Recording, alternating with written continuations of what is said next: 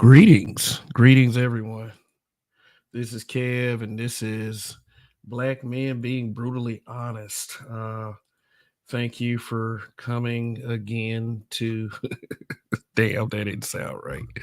Thanks once again for attending Smoke Show Sundays. Really appreciate it. Really, seriously. And for those of you who, take what I do here seriously, I appreciate you. You know, beyond the shadow of a doubt.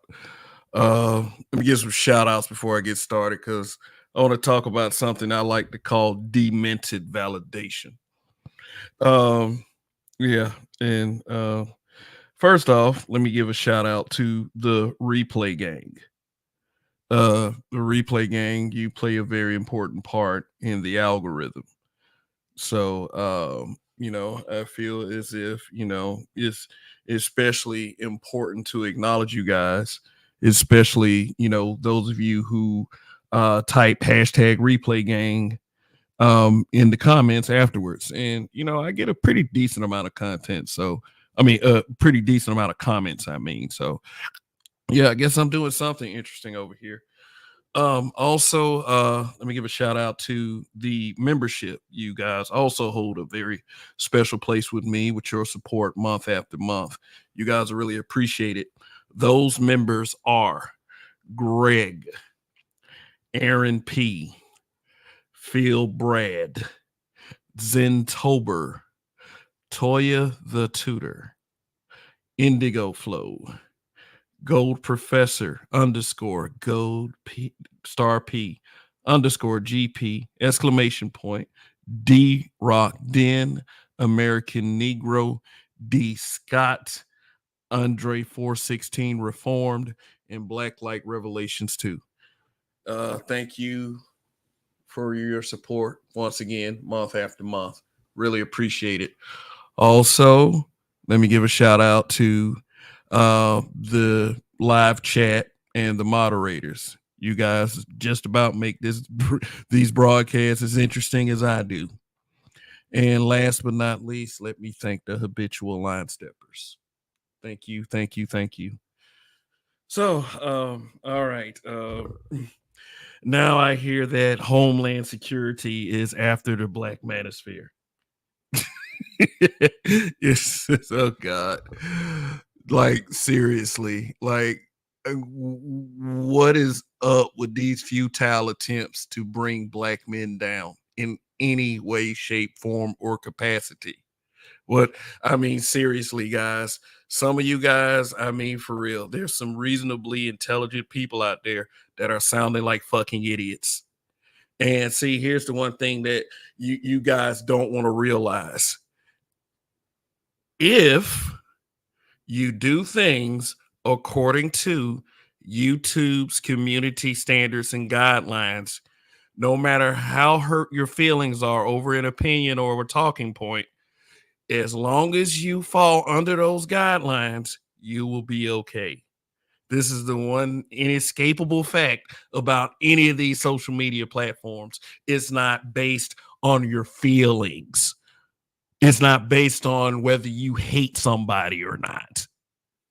It's not based on that. It's not based on how much stupidity you can exuberate every time you come up here and say stupid shit like that.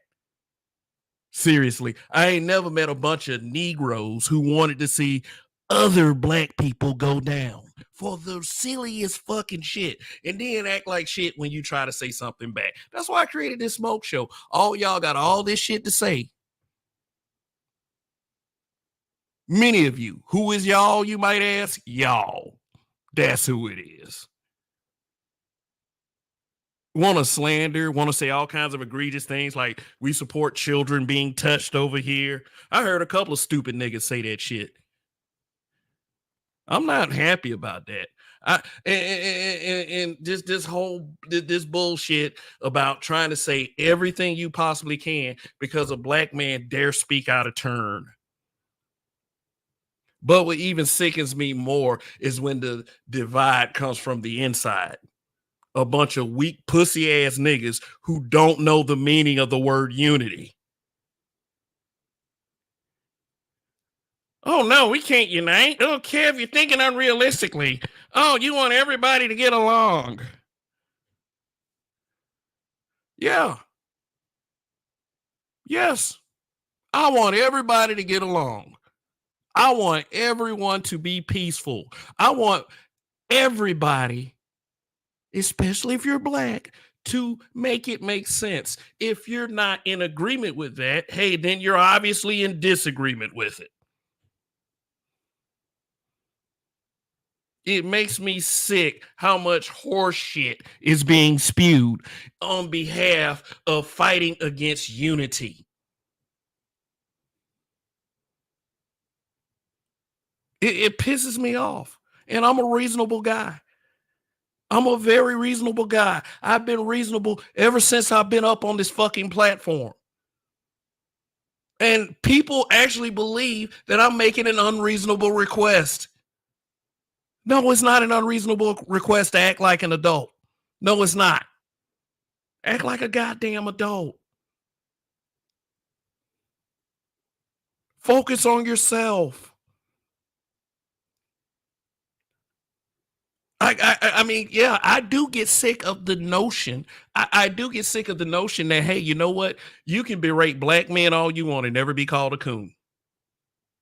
Some of you guys pull that shit because it's easy, because no one fucking cares. And that makes you an even bigger coward. I'm going to say I'm here for black men, and I'm going to say, yeah, I want black men to do better, but all I'm going to do is come up here and shit on black men. That's many of you. Oh, and nobody's supposed to say nothing, huh? Everybody just supposed to take the slander, take it on the chin and everything. Everybody always say they want smoke. That's what they want. But then an actual manosphere guy says, hey, well, excuse me, I don't want to face any correction by the Roger report, because he will get at me in a heartbeat, about the distinguishment. And I respect the distinguishment, because we do understand there is a section of the manosphere full of weirdos and cucks. And most of them are non-black. Most of them are. You just want to come at black men. Black people just want to come at black men. For what? Telling the truth? Telling the truth. Saying shit that you cannot disclaim or debunk. Why? So why should I believe dumb shit like the Black Manosphere is a terrorist group? Why should I believe dumb shit like, everybody's after the Black Manosphere? We're gonna put all you niggas in jail. They're gonna shut you down. They're gonna shut your YouTube channel down. And there's black people with pans of butter biscuits all over the place, wishing this, willing to lie. Yet we got black men that have a problem with unifying. All this shit against us, and we got a problem with black men unifying. We got a problem with people like me saying it. Let me tell you something. We need more people like me, because see, the thing is, if people like me did not exist, guess what? Your little burn down a community plan, that shit will go down immediately. And all of you niggas are coming. You better be glad you got dudes that's trying to make it make sense. Shit, you niggas, some of you want an express ride to hell. I don't want to come with you. I don't. But I refuse to speed up the process. I refuse to do that shit. I'm sorry. If you can't see that, if you can't see that, then you don't belong on this fucking channel. I have no problem with you not being here. Remember, I'm the good guy. I want the great outcome. I want the positive outcome. But see, some of you niggas is just flat out getting on my nerves right now. I put the link in the chat. Any of you can come up at any time, unless y'all just want to listen first. Like this demented validation, this outcry for someone's attention, and then when you finally get it, then all of a sudden something is wrong with that shit. I don't care what people say about what people are doing about the Black Manosphere. The only opposition to Black Manosphere, the only realistic opposition is a bunch of bitching and moaning from the outside. I mean, shit, I just believe right now that it is just number one is jealousy, and number two is a lack of creativity. A whole lack of creativity. Now, I do understand if you got some differences with certain people, you have every right to display that shit publicly. If somebody crossed you, you cross them right back. I don't ever rail against that. But slander, but I hate old niggas. Walk in fucking traffic.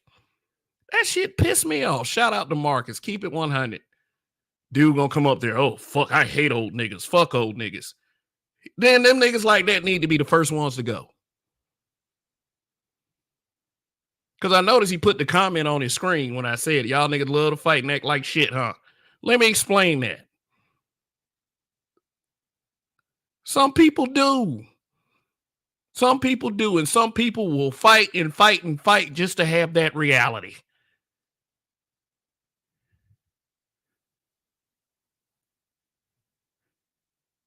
I've always been the kind of guy. I would rather chill. I would rather party. I would rather get shit done in an efficient and expeditious way.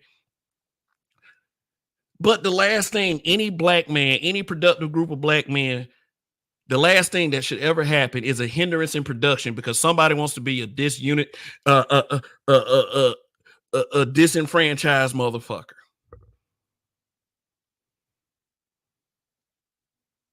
I hate old niggas. What if I said I hate young niggas? You got a bunch of triggered millennials and Gen Zs.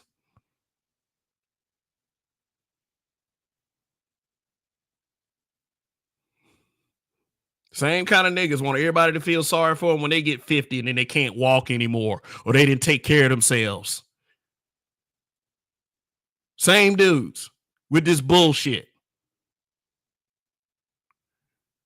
It never fails. It never fucking fails. Full of hot air, but deflated in a heartbeat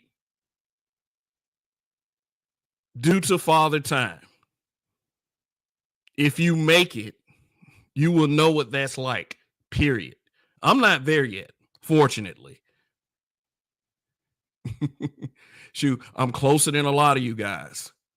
But it's just, I don't know. It's just that, just for some reason, it's just like when people rail against having an actual group identity because of one of the most horrible reasons that I could think of, because you can't control bitches. That's why a lot of you guys don't want it no more. You can't control a woman. You can't mind control her. I never looked to mind control anybody. I get validation in people going along with my program without me having to exert some type of control. But y'all so mad at us because we can't tell you how to control bitches. Or you stunt like you just the biggest fucking super Matt daddy on the planet, which we all know is cap. Not talking about anyone in particular, unless you express the sentiments that I said tonight. Fuck old niggas. That's the best you got? And then don't come here with the, oh, we're not talking about anyone. Oh, we're talking about somebody in particular. What is your problem, Kev?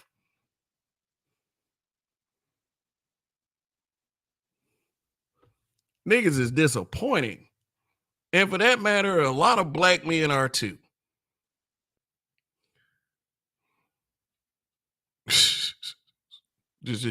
just terrible.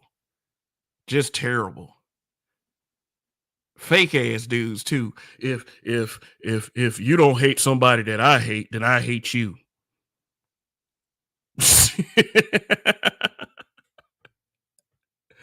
Let me tell you guys something. As many fuck niggas as many of y'all fuck with, I don't care. If I hate somebody, that doesn't mean you gotta hate them. And I don't really hate too many people. And hate is a very strong word. Hate is what has brought us here today. There's a lot of hatred out there. There's a lot of self-hatred out there. I just want people to come over here and get it off their chest. But if you feel the need to slander, if you feel the need to say shit like, oh, you guys support pedos, which, you're going to have to pull some receipts if you're saying that. Just like if any governmental agency intervenes, they got to have some form of receipts. If Frank James haven't caused that terror one day, do you think they would have been knocking on his door if he was just talking on YouTube? I would be certain that the answer was no. Y'all want everybody to go down. And I think it's pathetic. And we know who these y'alls are. If it ain't you, don't sweat it. Maybe it is you.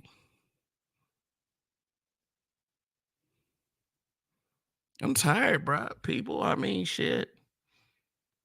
If I was one of these old hoe ass niggas that love talking about the collective of black men, I'm pretty sure that more people will be in agreement and in compliance with whatever I had to say. And that's why I will continue to remain genuine. I don't need niggas like that. Nobody in any community needs any equivalent of that kind of person. No one does.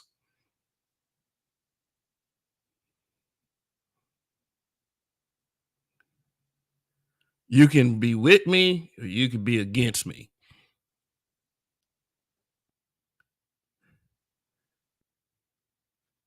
I don't strike first though, but I will strike best. I just don't care for it anymore, man. A lot of people around here are just not acting like adults anymore. They're not. Some of you want to be the adult. You're still not the fucking adult. Somebody has to be the adult in the room. Oh yeah, with that being said, I won't be doing any shows next weekend. For those of you who tune in and for those of you who actually matter. Um, I won't be doing any shows next weekend. Got a family activity, so those happen sometime. But I will be back the weekend afterwards, and I'll try to bring y'all some extra content this week. I know I'm not a very consistent content creator, and that is not fair to you guys who watch. So, Kevin promises to do better in the future. You heard it here first, and if I don't do better in the future, you can definitely pull this clip and the timestamp and use it against me. So yeah, I'm being in the chat in a second. I know I'm not looking at the chat. I do kind of ignore the chat at first. But like it's shit, man. It's gonna be like, but see, the thing is though, nobody's saying anything to Manosphere haters. Why are you giving those guys attention? Because they're slandering us. It's slander. When it comes to that kind of shit, when it comes to accusing people of sexual deviancy, that's no joke right there. Period. That is no joke. Look at how Cameron is reacting to Melissa Ford. That can destroy a person, whether it's true or false.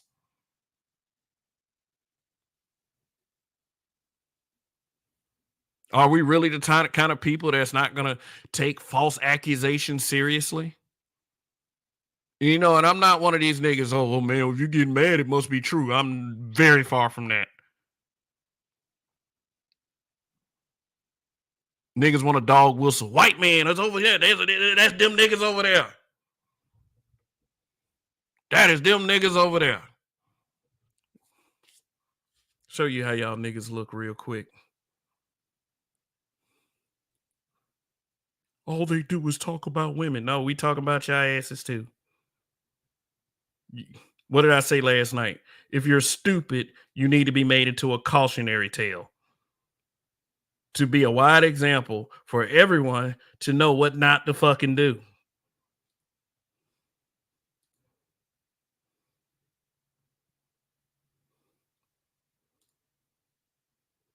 There you go. There you go. I hope the FBI come and get you niggas. Come on. Come on, DHS. Come on, get them niggas for saying words that hurt my feelings.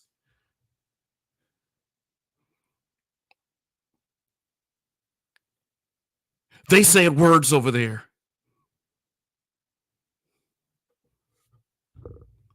No. I did drop the link. I mean, shit. Somebody could have stopped me from saying all this shit. I don't know much good it would do since y'all are determined to be, since you guys are determined to be separated and determined to fight each other and all this other shit. And I'm not even talking about like I know there are some content creators that's done rants on other content creators. Whatever their issue is, they are grown ass fucking men. Yes, they are. But to start making blanket generalizations like the black manosphere is this and the black manosphere is that, and I hate old niggas and fuck old niggas and all this shit. Say that you are working against what I champion. Not to say that the black manosphere doesn't have its issues. Yeah, it's plenty of issues.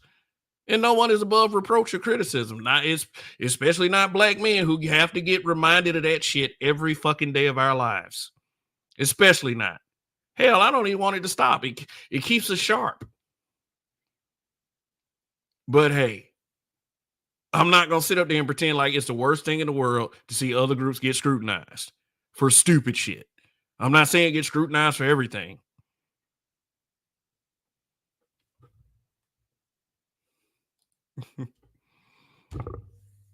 But shit, I mean, what's the deal with some of you guys? I mean, shit, we're all adults.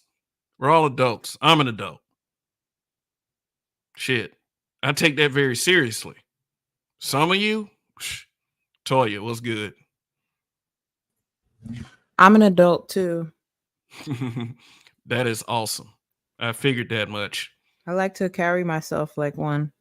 Awesome. So it's really. I don't mean to interrupt. I'm gonna let you keep going. I don't want to interrupt. Interrupt. Well, I did acknowledge you. So, you were gracious enough to come up here. But hey, let me see who's in the chat. Let me yeah, because you were the first one here. So all right. Special acknowledgement to the early bird. But we got RPM here. And anybody that comes to this program every day, every time I broadcast, you guys are allowed to disagree with me. You really are. I'm not going to treat you like shit unless you prove that you deserve that treatment, of course. But then we got D Scott in the building. We got Forever Blessed. We got Hybrid Catastrophic Impact X83rd Power. Black men, we are the strongest on Earth. They're going to have to go to planet Krypton or planet Vegeta to find anyone stronger. And they don't exist. So, yeah. So thank you for your resolve, Hybrid. Forever Blessed. What's good? Ed Unchained, Big J Triple X comes to mind. He has an unhealthy obsession with the black manosphere because he's looking for a boyfriend. You heard it here first. If you are that obsessed, it's like you were fishing, bruh. You're fishing. Raven Knight. Now I hope that wasn't too mean, but based on like what a lot of the haters say, shit, on a scale of 1 to 10, what I just said was a 1. So Sue, but what's good, Ed Unchained? Been knowing that brother for some years on social media, but this is the era of hurt feelings. Those detractors are sad, and say they want the smoke. They say they want the smoke. But you know what'd be funny? Them same detractors always end up fighting amongst themselves, which is the most hilarious shit on the fucking planet. But let's see. Louis Conyer said all they doing is giving the space more attention. LOL reverse Uno card. Yep. For the life of me, it baffles me that our own kind is going against a platform that is about the empowerment of black men and incentives to be the best versions of ourselves, including giving black men advice. Look, don't take bad deals. Like, from women, from your job, from anywhere. But see, people only care about the women part. I mean, shoot, what is wrong with saying don't deal with a person that will fuck you up? Like, there's nothing wrong with that shit. But, dumb motherfuckers. As a Kev, keep doing what you're doing. Appreciate it. Rogish the snooze kicker. What's good? Proud of my gray hairs over here. LOL. Yeah, what's up with young people? They act like that. We just looking to just disrespect them and tell them that they don't have any position or any say so in this society. I mean, when one day we're gonna die off and hopefully they'll still be here, but they get to carry on everything. They get to experience a little bit more of the modernizations that's coming with time. But it's just always this little shit fest with us, like the older generation. And I do understand that it's natural. Is natural to want to challenge the older people, but just off some shit like internet discussion, like fuck out of here, Mister Pushback. Your device is not connected. As soon as you are connected, I will bring you up. I've seen Mister Pushback before. I mean, forgive me for not. Oh, there he is. Oh, that's Irvin, ain't it? Yeah, what's Yes, good? sir. What's good, man? Hi, Eugene. Hi, Miss Toya. How are you tonight, this young lady? Yeah. I'm well. Thank you for asking. How are you? All is well. All is well. It's been a hell of a couple of days here in the Black Manosphere. been kind of wild. I appreciate Kev. I appreciate you making the space, man, to for opposition number one. Also for allowing um some afterthoughts, if that makes sense. Sometimes you gotta go through when you're in the moment, and then you gotta some things gotta settle, and then you gotta revisit. Like, okay, let me take a step back and think about this.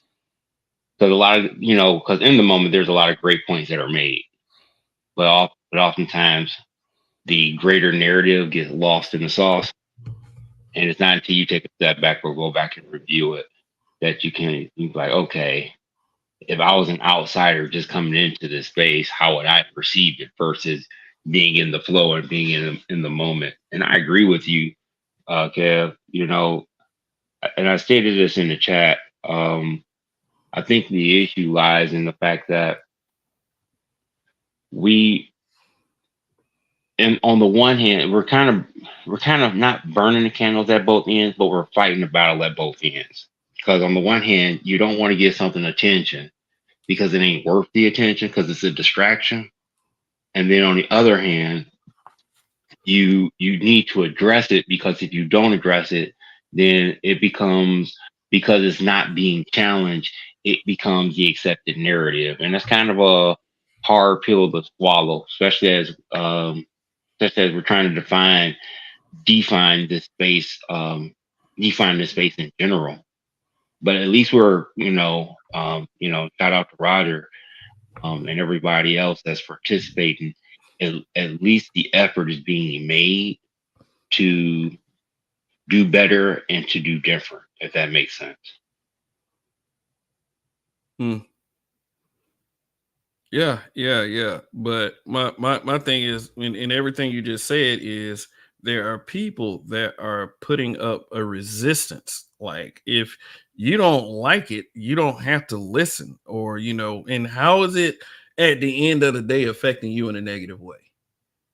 I would like to hear, like, really, I would like to hear from a person who can tell me in a coherent manner how it's affecting them in a negative way. And most of these people can't. They can't.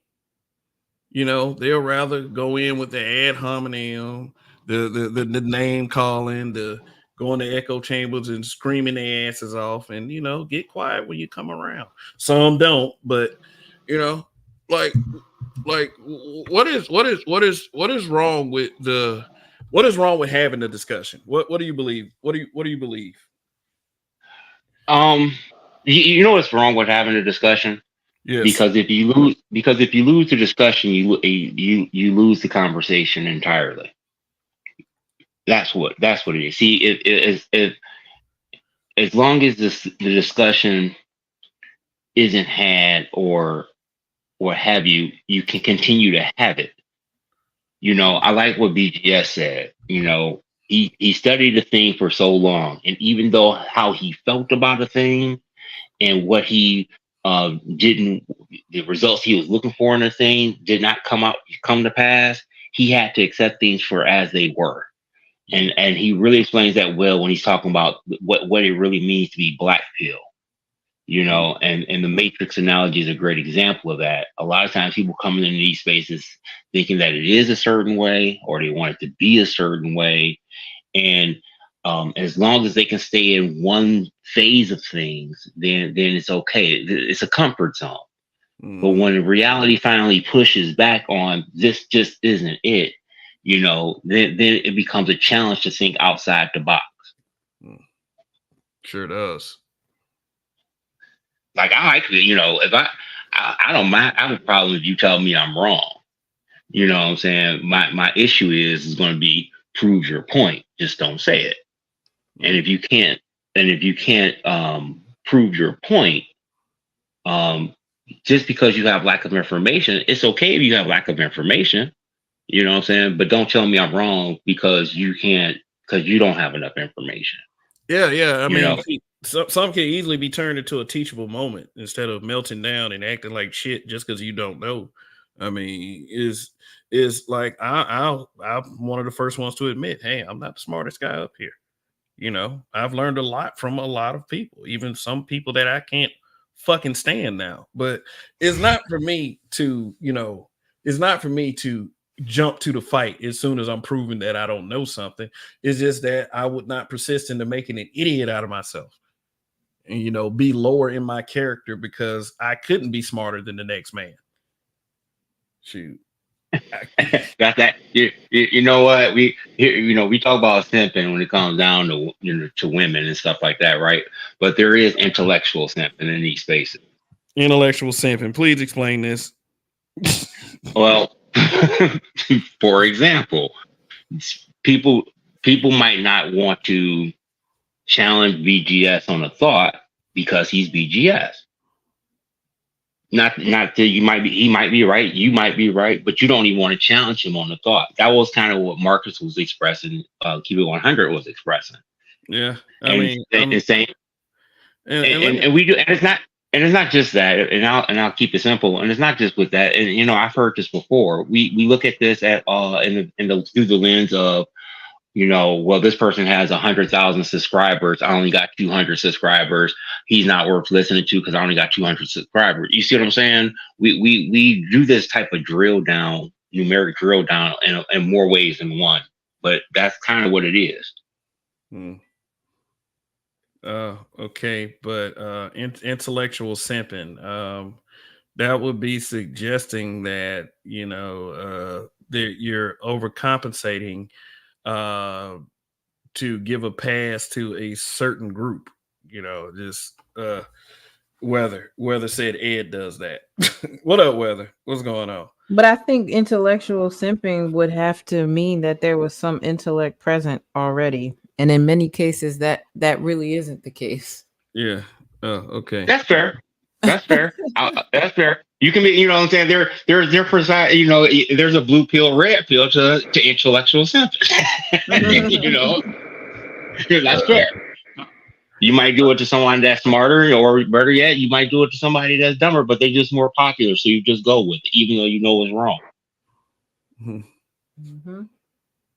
Oh, okay. I mean, if he does, I mean, if Ed actually believes that, I have no problem, asking him if he ever comes through again. I mean, it's like if you don't have a channel or your following is small, like, I to an extent, I don't agree with that because I mean, it's like this. Most of the people that watch you do not have a channel, right? So you gotta think. You gotta think a little bit better. Just I don't have to agree with every sentiment that that everyone says that is. It's like I agree with Ed on certain things, but I just don't agree with him on that one. It's just that if I were to say that if you don't have a channel, that means that everybody in my chat that doesn't have a channel doesn't matter, and that's just not true. But Ed, me and Ed have been cool thus far. So, I think in terms of the context of who speaks for the Black Manosphere, he has a point. You know what I mean? Just because the more subscribers you have, obviously your voice will be louder, and that points towards something that can be actionable or quantifiable versus somebody who has a small followership, being a niche audience. I know that I like to be able to come here and hear things in a way that I wouldn't be able to hear on a bigger channel simply because the voices are so loud. Yeah. So there's Yeah. something to be said for that. But also, like, Demented validation. I want to get back to their title, if I may. The demented validation, wanting negative attention. Because I think that people don't even realize that they're after the negative attention. Mm. They want it to be positive, but because they don't know how to get it, they get the negative, and they feel in some demented way that's validating for them. Just like it is to stay stuck on a mindset and reject new information. Mm. Yeah, like the person in the I'll give a little example. The person in the chat that's saying all kinds of stupid, flagrant shit.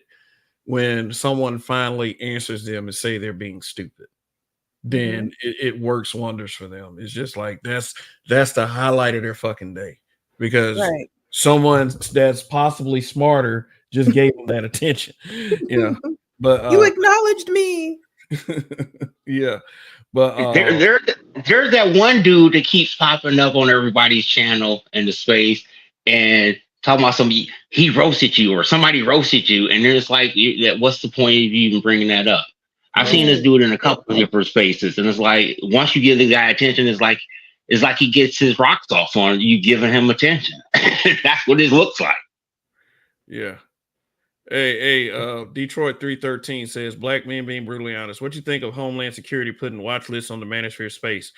I'm confused because the way I'm hearing it is just like they're talking about the manosphere on Reddit, but I haven't heard any specific content creators they're talking more like I guess the Rolo Tomasis and the Fresh and Fits, but the framing that a lot of these guys put that talking point in is they're looking at people like Ed, or they're looking at people like I would say the Roger Report, or looking at people like me even. And it's just like niggas need to calm the fuck down. It's just like, if you're not they're trying to put all these labels on us like we're terrorists, we're a group of incels. Like, running a governmental campaign, a governmental insult campaign, is not really something that makes a whole lot of sense to me.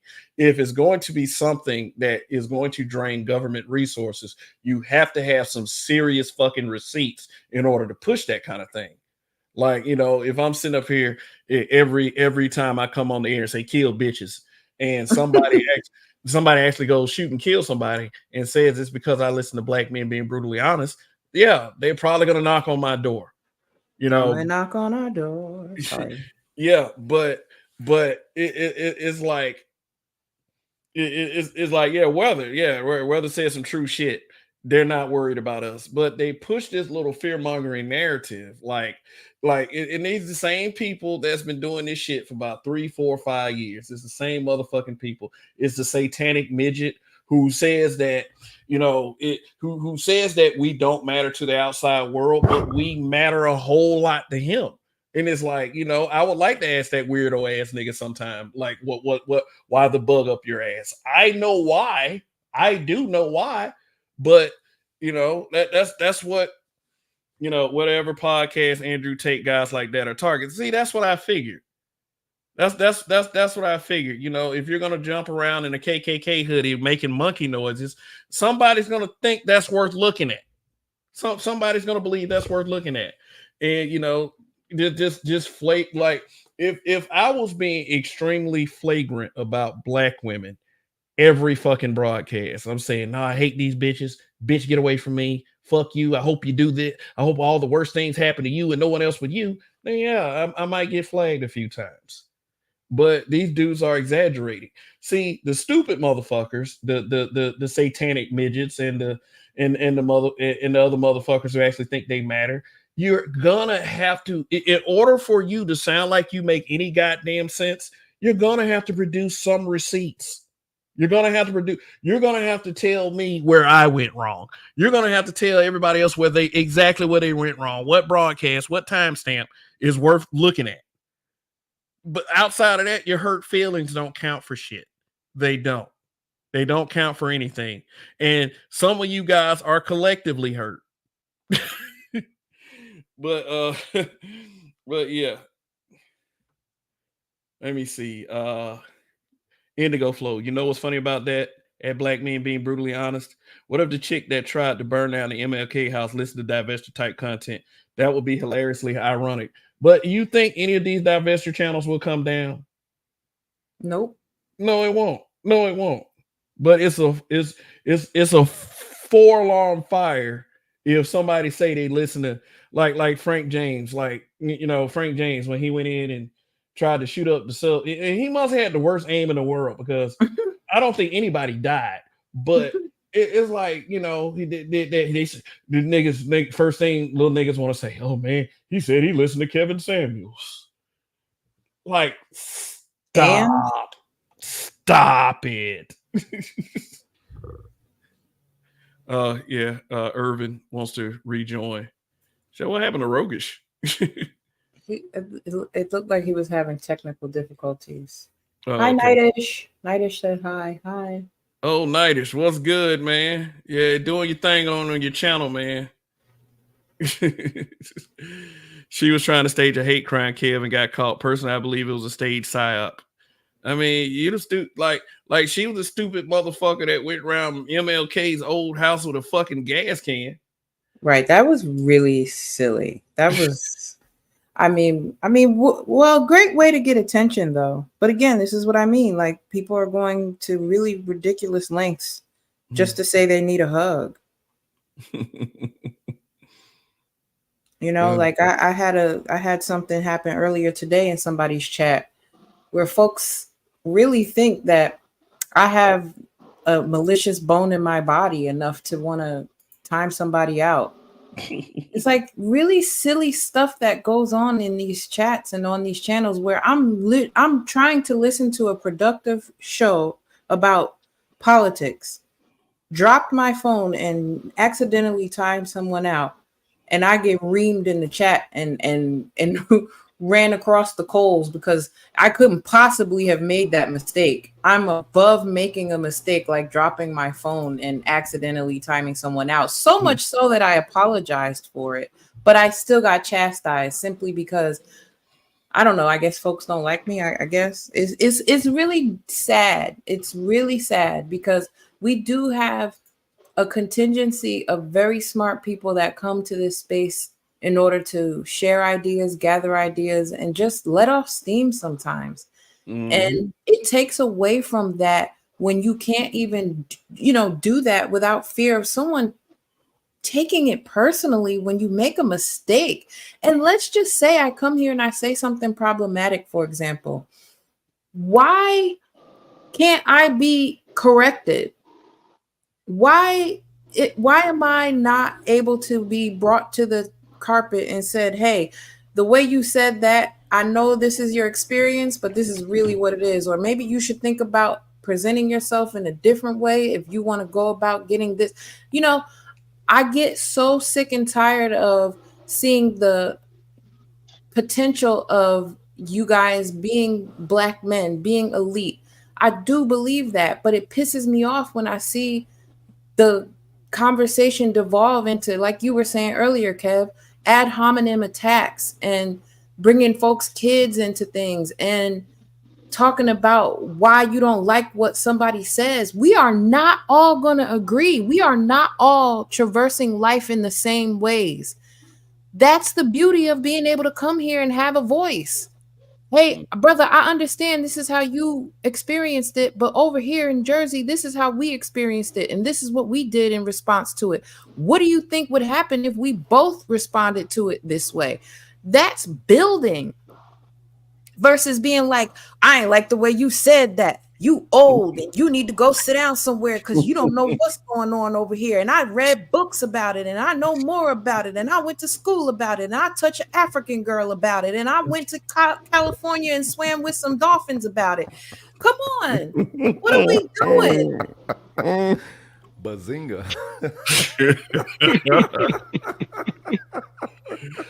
Oh boy. 555, y'all. Get ready. I mean, but like, right, Rogish, you accidentally timed out a couple people over here, and you explained yourself, and I was just like, I was fine with it, and we were all good after that. Yeah. I don't be meaning to time nobody out. Like, I'm fumbling with this motherfucking people tracker all the time, cuz. So I'm just saying, cut niggas some slack, man. I'm not a robot, y'all. You know what I'm talking about? It happens. Yeah, but yeah. I mean, accidents happen, and we're not perfect. I mean, it was a fucking accident, and then it's like Toya said. Okay, if I look at you as being a certain level and you disappoint me, it's not something that it's not something I'm going to be very pleased with. It's not. I expect more from you. It is nothing wrong to expect more, especially from black men who claim that they are a certain level of intelligence. All right, but sometimes you need to you supposed to be duking some shit out, because all of the energy that we sharing as far as with the problems and all that. Yeah, we're doing the delegation thing, and we're looking, doing the information thing. But a lot of these issues need to be handled with the smoke, if you will. You know what I'm saying? Yeah, I can't wholly disagree with that. But we give words to some things that we're supposed to give fist and foot to. But you know what? Though, I think I know what it is. It really goes to show that we actually have a what's the word I'm looking for? We have a lack of heroes, or a lack of embodiment of what we're looking for or looking up to. So when we get a glimpse of it, we hold on, and we hold on hard. So, like, for example, there's not a lot of this. The quote unquote black space ain't that big. So when we see someone speaking in these spaces, you latch on to them, we latch on hard. And if they don't have the production that they got over here, or they're not as clean as they have over there, we ridicule hard. And believe it or not, we're very comfortable with being disappointed. So is this a battle of schools then? I asked this question before. Is this a battle of schools? Is this a battle of information, or is it a build, as Toya was? It seemed like it might be a battle of schools. Because, okay, that's what it seemed like. Yeah.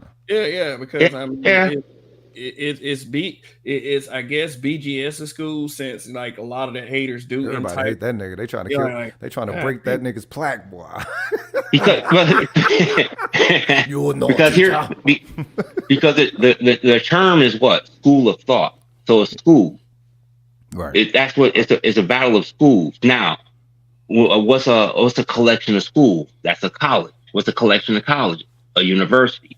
We're not Catholic. We're not universal on this yet. We're building towards that. There are certain, and on one hand, we want to treat it as if we should be able to take this to quote unquote any campus. But when I show up on a BGS stream, it ain't the same energy as when I'm on, let's say, an Art New Style stream, or when I come on to a Rogers stream, or when I go to Keep It 100 stream. No, there's individual schools of thought, and the energy is different. Now I have to sit back and say, okay, I'm going to get the chew the meat and spit out the bones, and everywhere I go, because I might not be welcome to make a comment over here, but I want the information. I might not be welcome to go up on panel over here, but I want the information. I've been around in these spaces for a second, but I don't join everybody's panels. I take notes, I learn, and then if you got something correct, I'm gonna take it with me. And wherever I can, whenever I can, I'll just try to slip it in there, like, hey, you might want to look at this, or hey, you might want to think about that. but everyone wants their end goal to be the absolute goal, and that can't be correct. Oh, we got the Roger Report live in the building. My habitual line stepper brother. Long live the habitual line steppers. I saw Art New Stall earlier. I was wondering if I gave him a shout out. But Detroit 313 says they gave him $700,000 to look at the manosphere. But they got to still though, whether they give them that money or not, they still got to come up with their receipts. How exactly are we terrorizing people? You know, how exactly are we having such a negative impact to the point where it should result in feds busting our door down and arresting us over someone else's subjective hurt feelings? That's all I'm saying. So I could care less who they give money to. I mean, they give money to all the wrong motherfuckers anyway. I mean, shit, this is what this country is about and has been about in 2023, shipping money off every goddamn where else for the most fucked up and wrong purposes. I mean, shit. I mean, but you got for my thing is you got to be seeing some real fucked up shit in order for someone to really bust down your door like that. Shoot, I mean, I was listening to Roger's stream the other night, the C-suite, you know, the case for legal separation from black women. And Dennis Sperling, I didn't know this. Dennis Sperling said that the FBI had came and questioned him. And what that made me realize is yes, the butthurt is fucking real. To sit up there and these are people who say the most flagrant shit trying to do this to this man. Mm-hmm. They're just so innocent and pure as the driven fucking snow. They're white. White means pure. When are y'all gonna understand that? These motherfucking devils can be pure no matter what if it's going to be off of their perspective. So this is why, as Dennis was saying, and as Roger was saying, you have to be the ruthless nice guy. You can't. Y'all gotta. I mean, come on. Why y'all think I call this motherfucker Gotham? It's supposed to put you in the correct mindset. What you think you're dealing with here? when you are a black man or a group of black men who speak out of turn, you are going to get scrutinized no matter what. Period. Definitely. Like anybody that thinks that we got it easy, you are goddamn lying. But you know what? Well, here's the other side of that coin that I think we might be overlooking and underestimating, and that is the fact that our voice is actually stronger than what it is. Again. What you mean? What you mean by what it is? What you mean by what it is? So we always you bring up the point about what Dennis was saying, and okay, on the one hand, it's okay, yeah, it can be haters hating, and we get that. But then on the other side of the coin, we got this other narrative of okay, yeah, Homeland Security doing their thing, okay.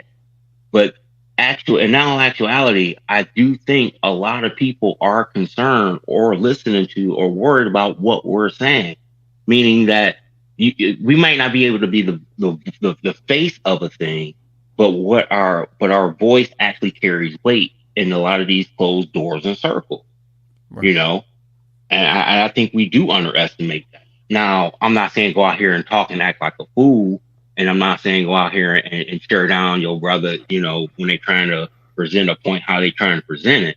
But, in fairness and in balance, let's not be so dismissive and be more, maybe more conscientious of what we're actually saying and doing and how we move. And that's why, going back to the point earlier, people get frustrated. Is in the dismissiveness, man. If once you govern yourself, according to how some other motherfuckers who think they got power over you is seeing your progression and shit, that's when they win. Fuck them.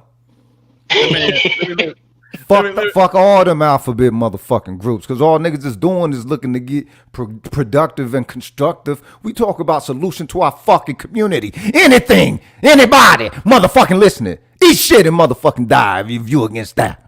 I don't give a fuck what government you for. Fuck your God and your goddamn government. All right. Raven Knight says CIA recruited black women and not making this up, and that's the reason why. And what did Weather say? Black men are encouraged to speak out, white men are not. Oh, okay. See, this is when I see people say stuff like this, is a why are so many people if white men are so powerless, why is it powerless in one argument and they conquer black men in another argument? I mean, like it's just I don't care. It's like I don't care.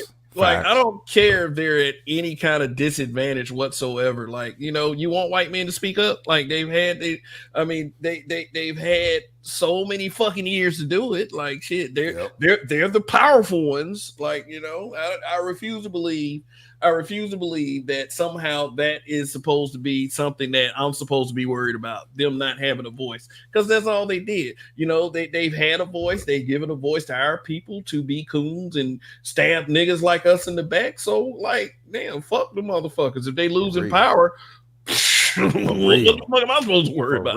Ni hao, man. Learn to speak Chinese. Peck of wood, you be all right. Fuck all that. Give a fuck. But we got Roger up here, man. What's good, man? Long live the habitual line steppers. Hey, long live, my brother. Long live. What's up, everybody? Peace, I'm just gonna stay for a hot second. And I don't like to really insult people. I really don't. Not publicly anyway. Not public anyway. But it's just that people are really stupid, and they just show how stupid they are. Don't get me wrong. Do I believe there's a government agency looking into certain things at certain times? Sure. But everything runs on money in this country in a lot of situations. Do I believe Dennis Sperling said somebody knocked on his door? Oh, yeah, I believe that. Who is Dennis Sperling? Dennis Sperling put it out there already, y'all. Dennis Sperling is an attorney. Not only is he an attorney, he's at a higher level attorney. Not only is he a higher level attorney, he got a law firm. Of course they're looking at him. He don't have a small channel. He has a big channel and he has a law firm. That's the type of nigga you're gonna worry about. Because if he wants to do something, he knows how to do a lot of ins and out. And what he don't know, he knows how to get the information to do it. And the man makes money suing people, literally. Yeah, be scared of him. Of course, be scared. You should be scared of him. Now, people who believe that the government is watching somebody who has a little itty bitty channel in comparison, I can barely get you niggas to watch. Y'all think I'm gonna get the FBI to watch? You niggas ain't watching.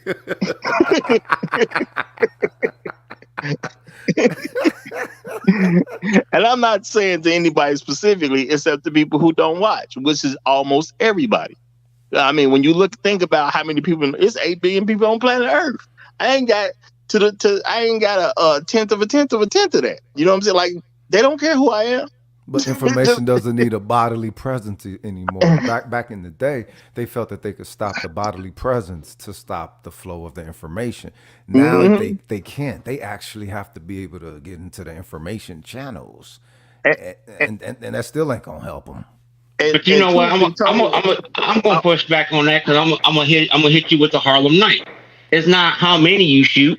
It's who you shoot. It's who you shoot. Well, you know what? That's true. But you know what I was going to say though. A real talk. They not even concerned with us. They're gonna be first concerned with the people who repeat what we say, who got a bigger platform. They're gonna go after them first. Ain't nobody looking for me, and I'm cool with that. I'm when they eventually start looking, I'll be all right with that too, because that means I'm much bigger when they start looking. They're gonna look for the people who got a much bigger channel, who said something I said. They'll look for those people first.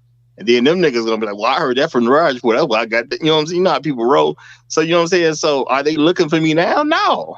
Because in the grand scheme of things, and America got 320 million people alone. They not worried about me. I know that for sure. They ain't worried about you. And the people who saying it, those are dumb niggas who think they worry about people who are itty bitty. They worry about people who can make a movement happen. You need numbers for that. Now, don't get me wrong. Somebody like a Dennis Sperling is a person who got numbers fairly quickly. And then you start looking at his background. Yeah, that's a nigga you're supposed to be afraid of. But just regular random dudes, ain't nobody worry about us like that. It's the people who repeat what we say that they're going to come down on. Now, I don't know why that's so mathematically hard for the average person, because it don't. I don't want to sound like I'm smarter than other people, but that equation don't seem that hard to me. But if you're a lawyer, don't the feds got to know about you anyway? I'm pretty sure you know what I'm saying, the motherfuckers know something about you. Maybe No. maybe not put you under surveillance and nothing like that, but lawyers got, you know what I'm saying, access to levels that the average, you know what I'm saying, citizen don't. Well, like I said, he's not just a regular lawyer either. He's some type of higher level lawyer. I forgot exactly how he described it. And he's a high level lawyer with a law firm. And he got plenty of Lawyers money. got access to judges. That's what it is. Yeah. So that's why I'm saying somebody like him, I can understand why they may be concerned because he's at 50,000 subs or better. I mean, matter of fact, he's bigger than that now. I haven't really focused on his number in a long time, but he's bigger than that now. I understand somebody looking at him. Somebody who ain't got 10,000 subs, ain't nobody looking at you. I know you want to be looked at. I know you got egos and all that great. Nobody cares about you if you that small. That's just the reality. You can't move nobody. They will go to people that may repeat what you say who has a bigger following, but they're not coming to you. Well, what could motherfuckers be saying that could draw the attention of them in the black manosphere? The black manosphere is primarily about solution toward the community. So they're looking for the incelic pilgrims and shit who are what? You know what I'm saying? I think the word manosphere itself is just the trigger word. But the whole thing is, that's why I've been telling folks, you separate yourself from somebody we're not a part of. They may look for manospheres people. They're not looking for no black manosphere people. But I will say, if they repeat what we say and you have a big platform, it's going to be problematic because we're keep in mind, we were supposed to be slaves in the first place. So if you saying brothers have freedom, have choice, make money, do well, live life, enjoy yourself, that's anti-American. So yeah, they're going to be worried about somebody who has a big platform saying that because they worried about who you can influence. As long as your channel is small, they're not concerned with you. They may be concerned with you later on down the road. But see, if you're a dummy, you never think about these things. You never think about numbers, what can affect other people, how you create change. People do not create change by themselves. It happens with other people. So until you show that you can create a movement, they're not concerned with you. It's that simple at the end of the day. It's the people who repeat what you say that they'll be concerned with first. I have a question because we are talking about America. Is it the flow of dollars that's more important, or the people you actually reach? Because I think a lot of these quote unquote super chat, cash apps, this, that, and the other. If you're 1,000, 10,000 a subscriber dude, but you pushing a lot of weight through those numbers, that's going to draw you just as much attention as you sitting up at 500,000 subscribers. You know what I'm saying? What the thing is, who's trying to give black men another avenue to make money on? You see what I'm saying? See, you don't think people don't think about it from that aspect. America has only approved certain things for black men to become rich on, and that's all involved in entertainment, sports included. Because sports is something for entertainment. You can make money as a sports figure. You can make money at singing. You can produce music. You can be in a movie. You can be an actor and all that type of stuff. But anything that's not involved in entertainment, America never approved you to do any of that. So if you get big and you start drawing dollars and you start showing other men this is an avenue for you to change the direction of your family for generations to come, yeah, you were concerned. But they ain't worried about nobody small. But YouTube and these spaces is entertainment, is it not? No. You don't matter till you have a name, bro. That's the whole. People want to matter, and people got egos. You don't matter till you have a name. If you can't show that you can move people, you don't matter. Not to no government agency. Why would a government agency care about you when you can't even get 1,000 people to watch? Exactly. And I mean, like, on top of not saying flagrant shit and staying within the community standards and guidelines that YouTube put out there, like, nigga, they want it to happen. Yeah, my bad, kid. My bad. Go ahead. Because you're right. Like, look at that picture up there. Just imagine the white man as the feds. That's these niggas around here, hopping Bob, man. There them niggas go. Them niggas go. Them manosphere niggas, like, come on. But go ahead, Roger. You can't get 200 people to a meeting. Now, keep in mind, whoever watching us, we got people watching us, not just in the same city, not just in the same county, not just in the same state, and sometimes not even in the same country. You can't even put 200 people in the room together. You don't have enough influence for the government to give a damn what you're talking about. That's just a reality. But a slow person can't figure that out. Government concerned with who can move a nation. You're not concerned with niggas who can't get a meeting put together. It's just not. And I'm not saying that to this any content creator. What I'm saying is there's a certain point where you can matter, but most of the dumb niggas talking about the black manosphere, we ain't them people. You know what I'm saying? But that's why we also should make sure we disassociate with the manosphere, because those are white people. White people do stuff. You know what I'm saying? And white people feel way more comfortable in this country than the average brother does. And they will do stuff that the average brother ain't gonna do, which is why there should be a clear delineation that we ain't them and they ain't us. Man, let me read Solo Dolo, which is speaking to the points that we're trying to make here. And Weather said something similar. I'm gonna read that comment next. Said the U.S. has 100 different problems right now, not directly tied to this space. Real geopolitical problems. Yemen talking about closing the shipping commerce straight to Israel. Yeah, which is the gravity of that is very fucking serious. And also, Weather says, Kev, look at everything going on in the country right now. These dudes really think the feds have the manosphere on their top priority list. I mean, they really keeping their fingers crossed on that. And it's just, and it's weirdo shit, man. It's like, they're not coming, okay? They're not coming. Nobody's gonna knock on my door talking about what you doing with their YouTube channel. Like, seriously, unless somebody want to come over and try to make me $1 million deal or some shit. But then, I'll face hate about that too. Oh man, he want to go to the mainstream. You got to do news with the WS now. I'm telling you, bro. I can't wait to trying to invite that Sean Puffy Cone party on YouTube. Get that $1 million deal. And my thing is this: I can't wait till I matter enough for them to care who I am. But I'm realistic. I ain't there yet. It is. I'm headed there. I'm gonna tell you now. I'm going there, but I ain't there yet. So anybody who think they listen to me, you're kind of stupid. That's all I'm saying. You're kind of stupid. Okay, I see that Toya dropped off. Well, thanks for coming through, Toya the tutor. As always, a pleasure of having you around. But yeah. So thank you once again. But yeah, man, it's like it's too many. Like it's too much shit. Okay, Detroit 313. How is that FBI is not investigating on the Pro-Glex, where they literally said about CIA and FBI out their mouths? They are. They're actually part of the fucking groups. So again, once you're doing something constructive, that's when they come knocking and running. So it's like, remember, it's counterintelligence. So if it's counterintelligence, I mean, I'm pretty sure they may be, definitely paying attention to the space to a degree. Maybe not in an element of trying to break nobody up and nothing like that, but it is counterintelligence, and intelligence is the larger aspect of how the space interacts. With itself and everything else. So, I mean, don't write it off 100. Well, my thing is this: I'm not saying there's not paid people looking for stuff, because people got jobs to do stuff.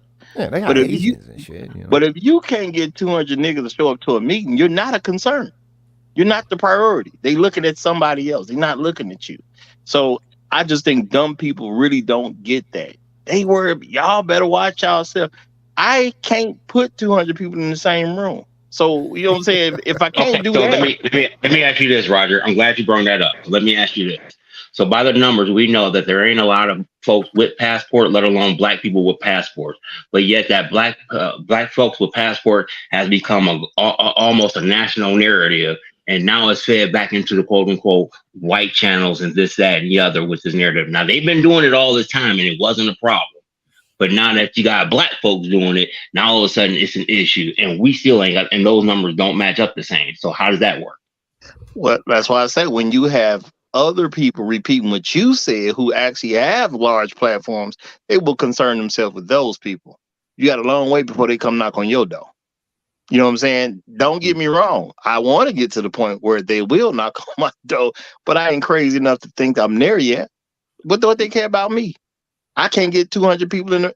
I mean, I'm not gonna say the people who listen to me don't love me, but I am a realistic person. If I call for people to show up to the same room next Friday, how many people you think really gonna show up?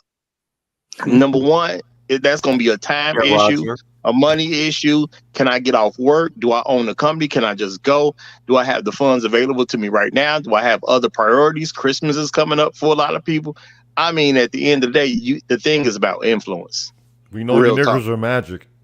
You know what I'm saying? You know, Christmas is coming up, man. Where do you happen to be when I happen to say, well, we gonna all meet here on a Friday? You know what I'm saying? If I can't get 200 people in the same room, and I'm not saying that day won't come. You know what I'm saying? But I'm just saying from a realistic standpoint, Christmas is coming up. A lot of folks will have a concern about that. Some people got a car in the shop. They got to deal with their car first. You know what I'm saying? It's just, they got lives. People have lives. You know what I'm saying? So if I'm in charge of a government agency, I have to produce something. Why would I concern myself with the niggas who can't put 200 people in the same room when I got real stuff happening? You know what I'm saying? It's people trying to make missiles and stuff. It's people trying to buy parts to put together bombs and things like that. And I'm worried about niggas who can't get people. And I'm not saying this as an insult to anybody, because we all got to grow and, you know, and do stuff over time. But you got to get a certain level of influence to really have somebody focus on you. I'm not going to focus on the guy who can't really do nothing and then let the guy who can do a lot slip past. But I'll when get have to this that other guy later. motherfucker not focus on the niggas' word though? That's the thing. They got to run a history of this government focusing on our word. Whether you get a lot of motherfuckers in the room or not, you got to remember that their number one thing was they're looking for another black messiah. Cause it ain't just got to be a messiah who actually can reach a whole bunch of people. But if you got a motherfucking message, and I'd land off with this, the Bunker TV put something in there and said something about shadow banding. How many of y'all think y'all have been unshadow banned? Perhaps maybe that might be a sign. well, I'm gonna say this. That's part of the reason they ain't looking for us, because we can't even.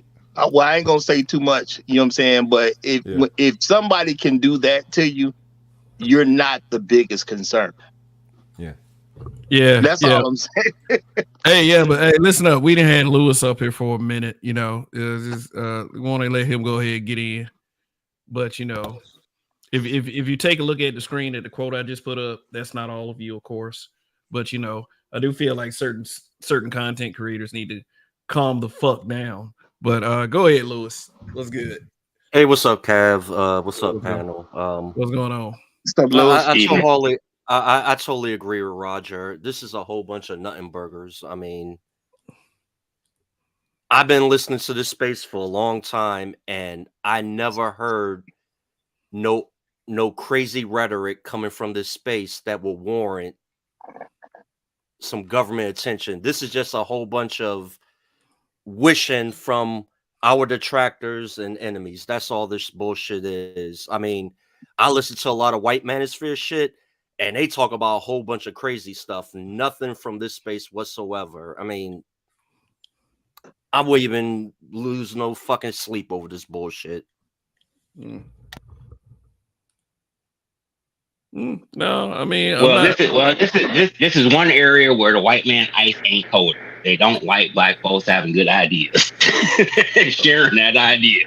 But they can't stop none. That's the thing. You can't stop an idea. So if the motherfucker watching, they already watching. Everybody already got a motherfucking smartphone, computer, and all this shit. All these motherfuckers got to do is tap in or whatever.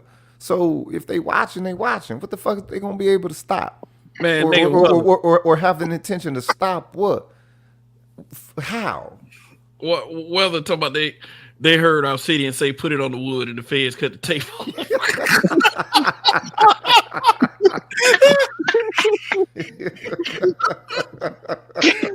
They're like, no, that we good.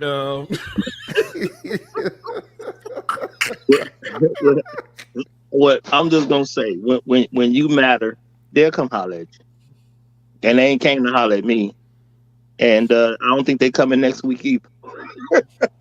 It'd be nice if they came to holler at me because that means I matter enough to them. But I'm just not there yet. I think other people are just doing some wishful thinking. That's all that is. And they trying to do the white man job for them. Y'all don't have to worry about them niggas. We gonna scare them off for y'all. That's all. Because people love to do the white man's job. Yeah. Look at that. Get them Manosphere niggas, boss. Like, Get them boss. Yeah, you ain't got to worry about these niggas, boss. We got them back in line. We got them back in line. Beat the black Shit, off your ass. I remember I be on Clubhouse a lot, and I remember I be snooping in the clouds in all the divestor rooms on Clubhouse, and they talking about that they were recording all the Manosphere stuff and sending it to the government, and you ain't hear nothing else from that bullshit. It's just a whole bunch of wishful thinking. It's like you heard nothing else. Well, they probably tell them the same type of thing. Look, I appreciate you at the information that's concerned citizen, but you're really wasting tax dollars by having me research niggas that can't put 200 people in the room together. How about you find something better to do? But what they gonna do is stop you from talking about the problems of your community amongst yourself? So that's the only thing motherfuckers doing. People What feel what else is motherfuckers doing? Cause see, this what makes it a fucking gangster party, dog.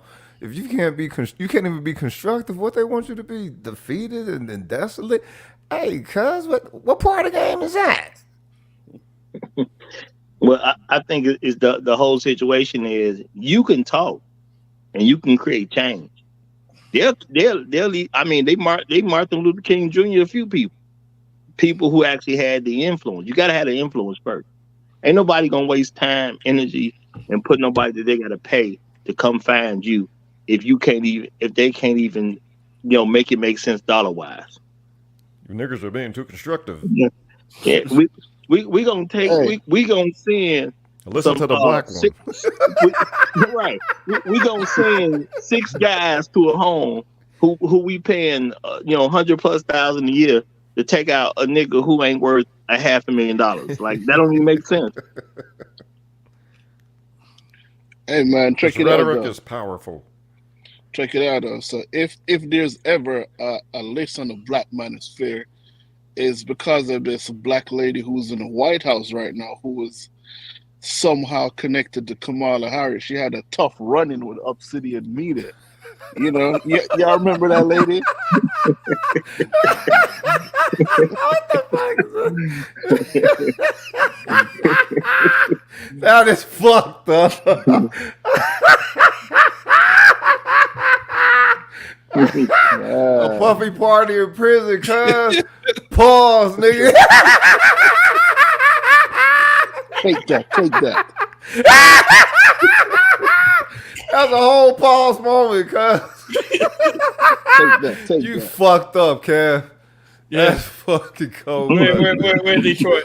No, maybe Detroit 313. Blame that nigga in the comment. That is fucked up.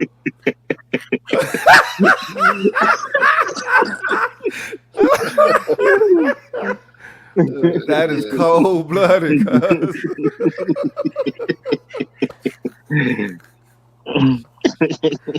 Damn, the future is fucked up, cuz. Yeah, it sure is. What the fuck? They never gave you niggas money. Never gave these niggas fiber optics, cuz. What the fuck? I mean, to make it so bad, you can totally see this happening. Oh, that is gross.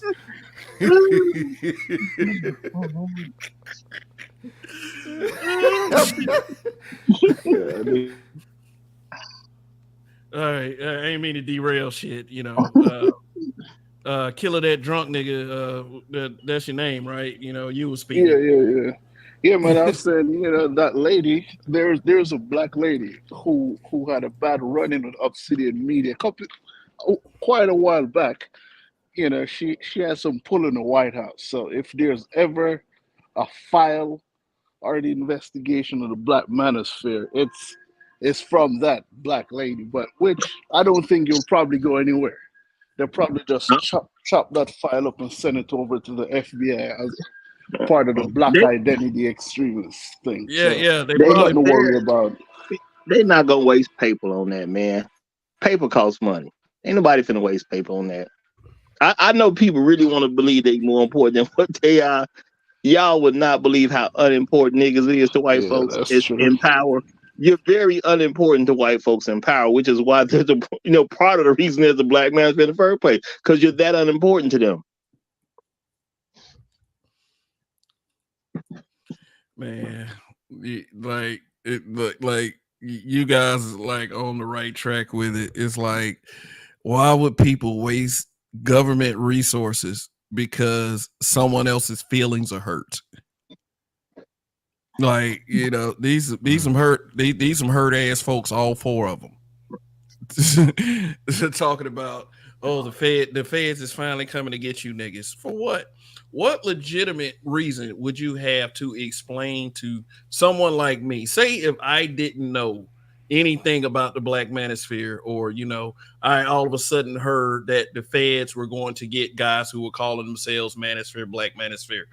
What reason could you present to me that would make that seem legitimate? What reason would they come up with? Can anybody answer that question?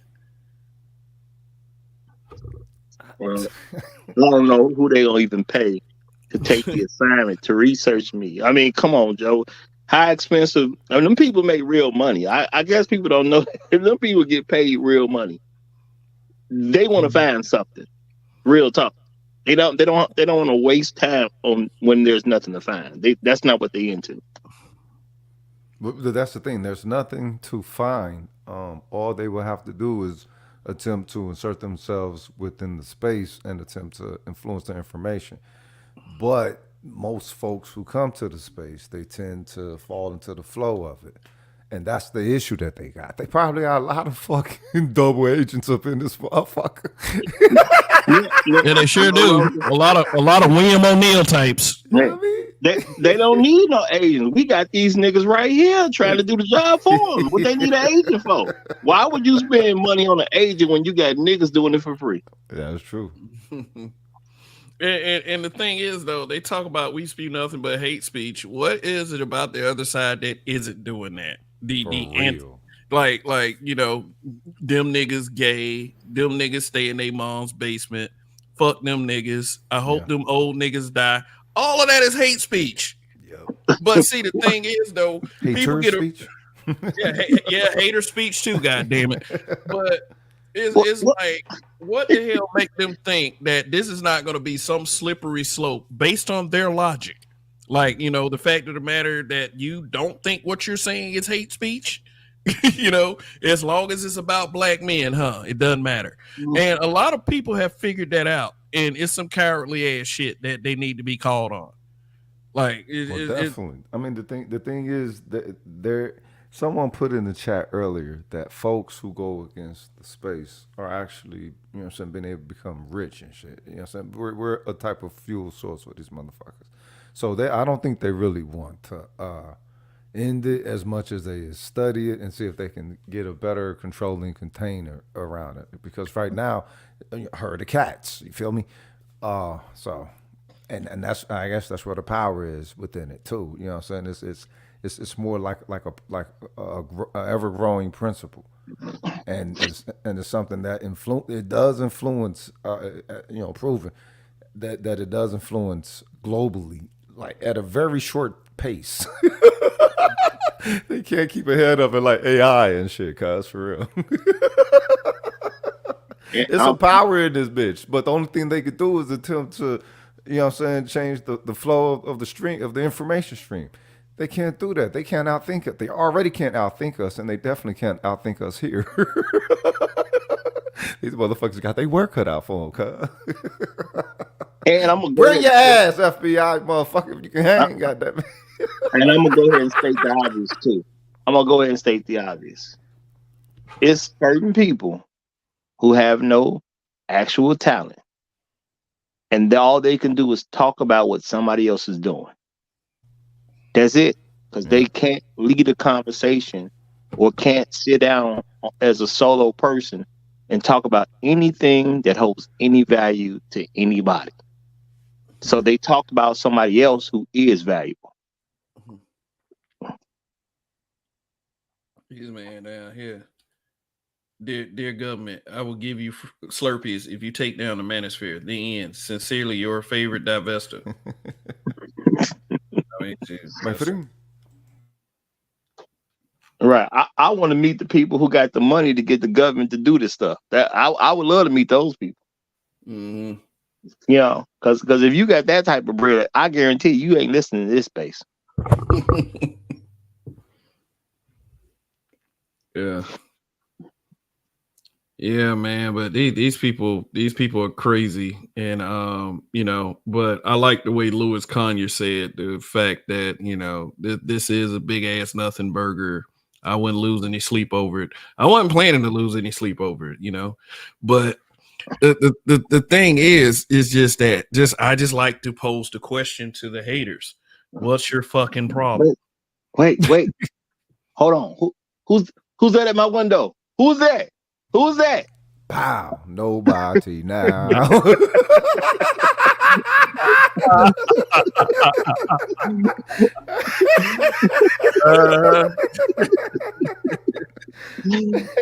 Come and get your soul food.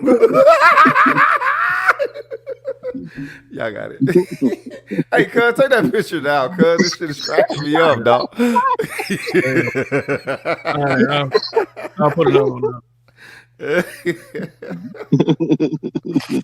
Oh shit. I guess that's all we got to do to get them to leave us alone, huh? My heart belongs to you. Looking ass. Not no more, cuz. Whatever you need. Nope. Suck shit.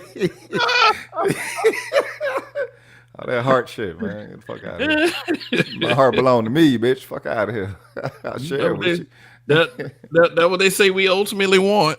I mean, you know, we want Keisha, and, you know, I mean, I don't think that there is a shortage of heterosexual men that actually want women. I mean, I don't see what the problem is with that, but I mean, shit, I get some of what they're saying. It's like the focus can't be all trying to convince traitorous bitches to get on your page. I get that, you know, but at the same time, if there are people who are cooperative, why are you trying to get in the way of that effort? You know, for those of you whom that applies to. Andre 416, I see you down there. What's good? Shoot. So you can help. I'm gonna make this last statement, then I'm gonna cut out because I'm putting in work myself. But I'm sure all y'all went to school with some kids that was not quite all the way there. Well, due to technology and prices decreasing, they get to get on the internet too. Hey Roger, are you saying the short bus has a voice now? No. I'm not even saying the people that reach the short bus, but we all went to school with some kids that just wasn't quite there. I'm pretty sure. Just, you know what I'm saying? Most of the, based on what I can range from, even from the audience, the comments people make, the stuff people do, people who send in super chats, we got some smart folk over here. But y'all got to remember, them niggas that couldn't get in the class that you took, them niggas got the internet too. When you was in that gifted program, them other niggas that couldn't get in, they got the internet too. When you went to that school, you know what I'm saying, that other people couldn't get in because you had to pass a test, you know what I'm saying, or you had to have a certain GPA, you went to a certain college and things like that, them other people get the internet too. Yep. Yeah, they're the ones that was always pulling the fire alarm. Yeah. So I'm not even jokingly talking about people that's on the short bus. I'm talking about them other niggas. You know that nigga that sat in the back of the class because he was embarrassed because he took him so long to get his work done. You know what I'm talking about. Man, look. The internet's affordable now. That is true. Always Slacker. mysteriously had to go to the nurse's office when a test comes. Yeah, and that's why they think they'll pay 6 guys to come to your house with guns, who they probably paying 6 figures or better to watch you for a day or two to see if you might cause some trouble, because they think the government gonna spend money like that, and they ready to take you out at any moment. That's what that nigga came up with, who was always at the back of the class, and so was that chick who was laughing and joking with him and cheated on everybody else's paper to get out of grammar school, high school, and college in the first place. Dumb niggas have dumb thoughts. I'm just saying. Hey, but listen up, man. I got to do this real quick. Now I'm feeling objectified by your male gaze. Damn. Somebody What? got me. The one of them just walk up in here. They just walked into the. Somebody just came to class and went straight to the back. Yeah. Apparently so. Man, fuck what these niggas talking about. Like, let me go straight to the back of the classroom.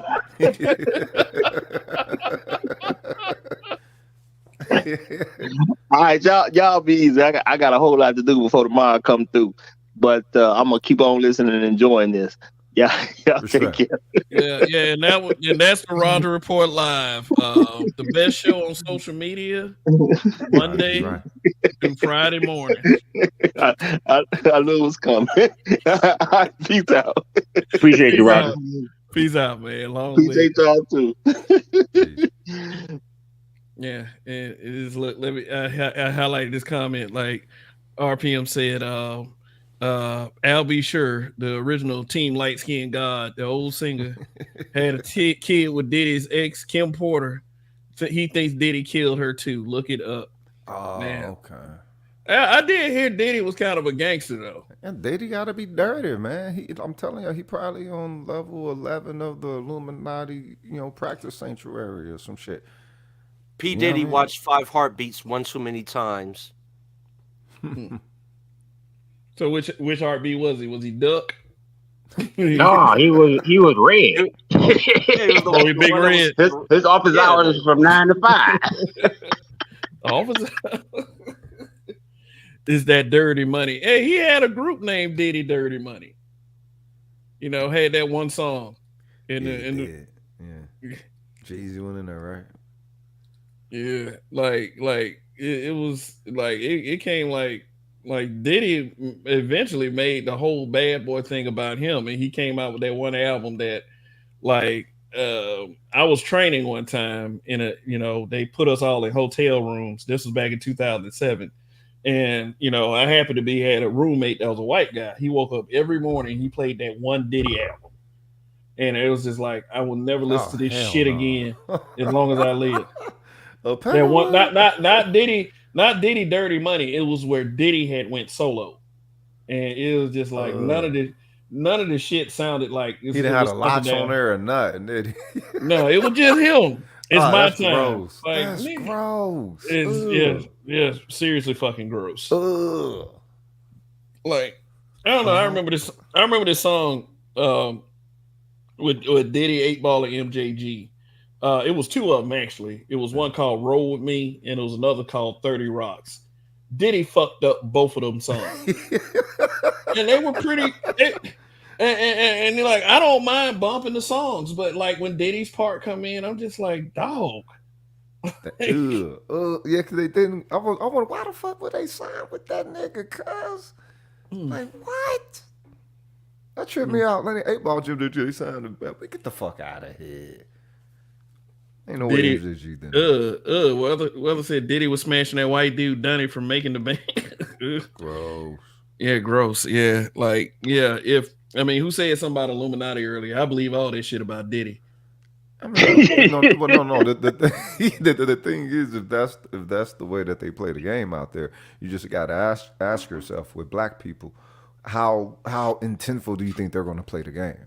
And he looks like he'll play the Hollywood game, about 93-97%. The stink eye game. That's what you talking about? Yeah, I mean all that shit. Say whatever they want to call it, whatever they want to illuminatically call it or declare it to be. DMX called it the industry, flat out. The industry. Yeah, for real. Yeah. Rest in peace to the dog. Yeah, Cameron said he was with Mace at Diddy Place. He went to the bathroom and saw a dildo. He looked at Mace and asked him what's up with that. Mace was like, "That's Diddy item. He be using it on the hose." Okay. Yeah, it makes Yeah, that's TMI. Yeah. too much information. Yeah, and I saw like on Facebook they had a clip of Mace doing a freestyle, and he still pretty much got it. He was jabbing at Diddy real hard, but you know. Pause. Okay. No, okay. The thing is, now, if he was at Diddy's place, cuz, and he using the bathroom, that nigga ain't got a guest bathroom. He went to Diddy's. He went to the bedroom bathroom or something. Yeah. Hey, Weather said No Way Out. Shit. I wasn't talking about No Way Out. I was talking about the album when he first started calling himself Diddy. Gross. Yeah. He was already puffy. Like, I call this nigga Puffy. All right, whatever. And he said, his mama called him Puffy. It's like, all right, then, so it's some family shit. All right, well, fuck. That motherfucker was all over the album talking about it's my time. It's my, like, off rhythm and shit, man. Nigga, stop. I mean, I will always commend the level of acumen when it comes to their business sense. A lot of these guys, I mean, like somebody like a 50, but you know, Diddy, like the way he's done things, man, I can't, like, for real, like it makes you believe that in order to be successful, you got to be one of the dirtiest motherfuckers out there. Yep. You know, and especially that you're black. And Cat Williams tell you. Yeah. And especially if you're black and you feel like there's not too many spots for black men anyway. Yep. You know, it's like, I think 50 is just as shrewd as a businessman himself, but I don't think he's quite on Diddy's level with that shit. You know, you don't hear too much bad stuff about 50 though, you know. No, I just remember like when I had a roommate that used to get them XXL magazines, 50 Cent used to model clothes in them motherfuckers and have a lollipop in his damn mouth. Oh, gross, cuz. What the fuck? I mean, shit, dude. He do be on some shit, man, for real. I mean, what the fuck? And I mean, sometimes I think like the lollipop for. But you know what? Respect to 50 though. Respect to 50. He kind of did it the hard way. Pause. You know, but he sold vitamin water. He built things up and sold them off to build his wealth. And you got, and that's kind of where I'm not. I really am not a big. A lollipop is one of them signs though, cuz. I know what you're saying. you look at one of them motherfuckers 3-foot green books that they got. Don't forget he dropped his pants down in concert. Yeah. It was like the album I'm talking about with Diddy is called Press Play. Like I want to throw, like I want like every time that dude started playing the album, I want to throw something at his ass. Like, man, look, just because we roommates and shit, man, doesn't mean I got to sit here and listen to this and goddamn what was the other dude, Dave Matthews, man. Like I'll never forget that. Right, you should have told him, look, man, we gonna listen to some Journey, or you gonna get the hell out. I need some Bon Jovi in your life. That nigga said Journey. What y'all know about that? What y'all know about that old Sherry? Sherry. You should have been gone. Nigga, that Journey was Steve Perry. Hey, dog, when you listen to that old school Packer Woods shit, you can actually hear it better because they sound like them, dog. Now all the motherfuckers try to sing like niggas. And it's like, nah, you corny motherfuckers had y'all own shit back then, and it was, it had your thumbprint to it to a degree. So everybody wants to love that they shit. From England. That's Tears for Fears. They from England. That's a pack of wood, cuz like they don't copy niggas. George Michael did. Nigga, everybody do. The whole world, cuz.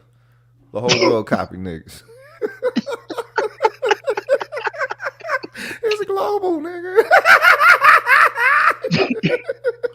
Everybody want to be a nigga.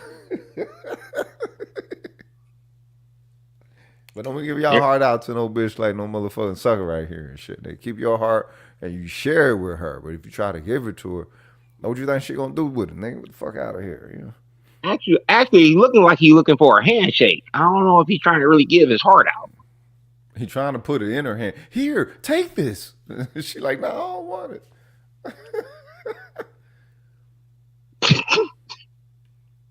Give yourself your motherfucking heart, nigga. Shit. For real. And then you share it with her. And she share hers. You know what I'm talking about? What the fuck? This motherfucker, this shows motherfucker trying to be owned or some shit. What the fuck is that shit? Man, that's this little AI generation. I mean, I don't even know if it's AI or not. It looked like somebody actually drew that shit. This is a representation of what they say the space is. Get the fuck out She of missing here. some tattoos, about 60 pounds. I need to see some baby hair on that weave. Yeah. Let me say Michael McDonald. Louis Kanye said Michael McDonald. Like him and James Ingram, they were two of the most high pitched male singers. Like were they? Taking it to the streets, man. Classic. Taking it to the streets. Oh, yeah, Michael, get down. Oh yeah. Definitely. Man, had some white man with some soul. Oh, look, RPM mentioned Metallica. Inner Sandman, The Unforgiven, you know. Wham. Like Wham UK, man. Like if you go back and look at their videos, like the music videos, you would laugh your fucking ass off. I mean, you remember how hype everybody was at the time they came out, but it was all on cocaine, nigga. Shit, what the fuck? Everybody was on cocaine in the 80s. They were super drunk. They was zooted. They was zooted. All that hairspray and stuff they needed. They was zooted as fuck, huh? Like all that, of Hollywood was zooted. That white guy, that white person dance that Eddie Murphy does in Raw. Yep. That was on Wake Me Up Before You Go. That particular dance right there. Is that the Carlton shit or whatever? Yeah, the Carlton. Yeah, the Carlton before it was the Carlton. Sure was. I'm gonna say Yamo be there. Yep, that. We acting like we ain't listen to the Bee Gees. Come on now. Saturday Night Fever was hot. And alive. Yeah, that was shit. Oh, the Bee Gees was off the chain though. Yeah, but see, the thing is though, average white band, you know what I mean? When I was getting familiar with the Bee Gees, like in their 70s stuff, I was also getting familiar with Kool and the Gang. Yeah, and they were actually whiting themselves up. They was going from funk to turning themselves a little bit more pure. Man, these dudes in this chat, they talking about hairband shit now. Look, Raven Knight, you spin me right round, baby.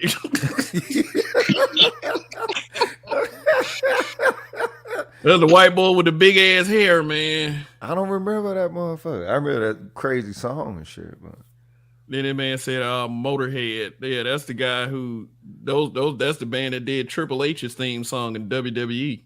Oh no shit. Was that how that one song go? Walk away. I got to get away. That's them? Oh, okay. Yeah, that was a one-hit wonder song, because I remember I read an article on one-hit wonders like 3 or 4 months ago, and that song was on the list. Like, I think that song got popular because of the movie Conehead. Hey, Nirvana was not a one-hit wonder, man. What? Nirvana was not a one-hit wonder. I mean, Get the fuck out of here. Teen Spirit. I mean, come as you are, as a friend, 'cause I want you to be as a friend. That motherfucker, that Packer was going hard, cuz.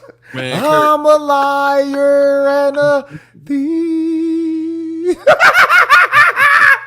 Shout out to motherfucking Nevada, cuz, for real. Shoot, man, you got like heart-shaped box. I remember heart-shaped box. Nigga, Nirvana rock, cuz. See, people think niggas don't listen to rock, cuz. Y'all forget this shit come from us, nigga. For real. I mean, said, like, man, Tainted Love was my favorite breakup song. Okay. That and Brand Nubians, Love Me or Leave Me Alone. Oh, that was dope. That was a dope one. Yeah. That was a dope one. Shout out to Brand Nubian. You gotta love me or leave me alone. Yeah, I read that shit. Yeah. Yeah. But yeah, let's get back to the demented validation. I don't think that I spent way too much time on, the actual topic about demented validation, the need for negative attention, the need to constantly yell and scream until someone hears you, you know. And I target specifically the hatred against the Black manosphere. Yeah. I target it specifically because these are the very people that say they want the attention, they want the smoke, they want them. I wish them niggas would come say something. Then when a nigga say something, then they're retreating in their little cubby hole. And, Whoop, whoop, whoop, whoop, whoop, whoop, whoop. Yeah, they internet tough. yeah, That's Yeah, why I say but- some of this shit. The thing is, we delegate amongst ourselves instead of saying the fist and the feet. You know, what I'm saying some of the issues that we bring up can only be handled with the fist and the foot and the net and the claw and the fang. You know what I mean? That's it. You know what I'm saying? But everything cannot be handled with words. Not everything. That's not how this reality is set up. People try to write like that on the internet. It still ain't. It ain't finna work. It ain't that real. You know what I mean? What the fuck? Yeah. Rob Zombie is a trash director. You know what though? That's what Weather said. Rob Zombie is a trash director. I mean, well, he is responsible for Living Dead Girl, but yeah, I watched House of a Thousand Corpses and what was the other one? The Devil's Rejects. Yeah, the movies were deeply disturbing. Yeah, I'm about to Devil's say, you Rejects watched is that pretty shit? good. I Y'all thought. watch that shit? I ain't watched that shit. That shit like it was a bit crazy as fuck. It was crazy. Was it crazier than Dead Alive? Dead Alive. I haven't seen Dead Alive, but It's supposed Let to be me- the most gory. Wasn't another slow Rob fuck- Zombie movie with that Woody Harrelson guy? American something? Oh yeah, they said yeah. You know what? They said those was actually pretty good though. mm. I mean, it's Woody Harrelson, cuz that motherfucker can, you know what I'm saying? Right, he the white man that can't jump originally. Hey, Mr. Me Too, what's good, man? What's good? peace. You say Southpaw 2K1 said, Kev, do you think these modern women get a high or buzz or freaking orgasm from complaining? It's certain, yes. I wouldn't even argue with that. Fuck. I mean, no. You really no, think no. so? No, yeah, they do, man. I mean, shit. It's just that What? the constant need to blame everyone else except yourself for the problems that you decided to create. Like I will always tell anyone, if you can't afford a child, don't have one. And these motherfuckers just dropping kids, and that wouldn't be so bad if you were just raising the little motherfuckers, and just like. Yes, but I mean, where's your disagreement at? You don't think so, Rogish? Nah, the thing is they do that shit to detox. It's a form of detoxing for them. Mm-hmm. And Detoxing. yeah. And that's why they run their motherfucking mouth for nothing. Look, the thing is that doesn't get anything done, but they have so much energy that they do with along with all their emotions and everything that's within their environment and everything, and they're not processing none of it in a way that's actually healthy for them. So it's like, all right, so run that motherfucking mouth and shit. Y'all know how y'all feel at the end of a stream to where you're actually engaging it, and let's say that you spend a different type of energy. You feel famished at the end of that motherfucker, right? Well, they got a lot of motherfucking energies to choose from to run that motherfucking mouth. All that drama, the fact that they don't have an issue laying drama on one another like that. Like Patrice O'Neal used to say, he used to say chicks are terrible friends to each other. You know what? A lot of it is it's attention hoarding is what it is. They're addicted to the attention. But the thing is, are they building? Now, this is the thing. There's nothing wrong with the whole complaining and everything, but you don't want to complain for the sake of just to spout problem after problem. It should logically hit you. All right, we got to start solving some of these problems. You know what I'm saying? It's like, if we got all these problems, all right, let's take a look at what the situation is for our reality right now. Because that's a problem, that's a problem, that's a problem, that's a problem, that's a problem, that's a problem, that's a problem. All right, well, where can we start solving these problems? And then they say they don't want you to solve the problem. I want you to just listen. Nah, bitch, you out your motherfucking mind. Wait a minute. We got issues to handle here right now. What the fuck? Let's start solving these problems. And then they're like, No, nah, that's how they roll. They roll the way they go is this got attention, so I'm gonna repeat that because that got attention. And then when something new comes along and gets attention, then they say I'm gonna do that because that got attention. You right, know, but these bitches make up shit for motherfucking attention and absolutely they do. okay, so the whole thing with complaining and attention and shit. The thing But is, niggas follow. if you're That's going the to problem. yeah, but you're Niggas going to follow. a problems, you're going to natural problem solvers. So the ill shit is that everything that they're presented to you is presented to be a motherfucking viable problem. Y'all don't check these hoes on none of this motherfucking complaining shit. Like, you supposed to accept some of it, you know what I'm saying? Because that's just their nature and shit, but not to the point where it's motherfucking super detrimental. Fuck that. This bitch ain't finna be a motherfucking problem in the motherfucking house with her motherfucking mouth, cuz. Nigga, do you know what words do? Words is powerful. And if bitches want to keep bringing motherfucking problems to you, you know what I'm saying? Communicating all that fucked up shit the bitch don't want you to fix.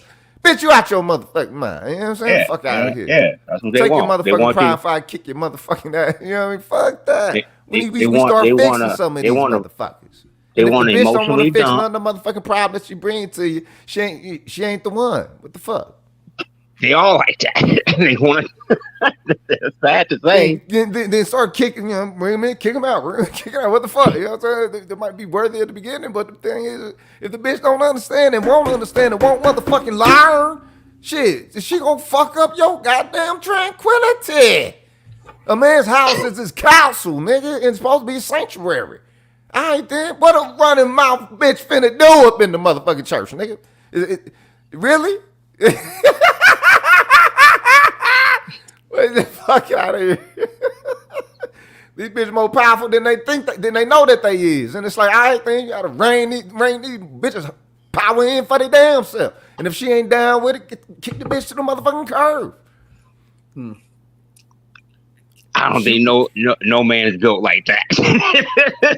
Dude, who the fuck is built to take all the onslaught that these bitches can bring with that motherfucking mouth, man? Are you kidding me? Cause the bitches will ruin your motherfucking spirit with that motherfucking mouth, dog. It's more powerful than they know that it is.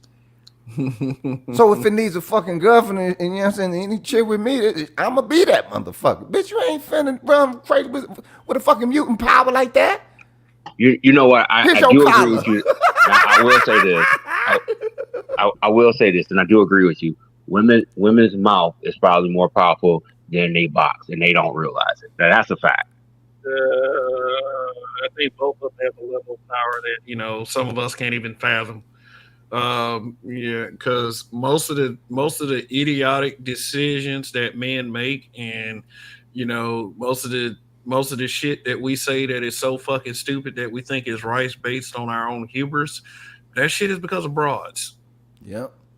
That shit is squarely because of broads. We say some of the most stupid shit, and we will stab each other in the back for a broad, for opportunity to get close enough to sniff it.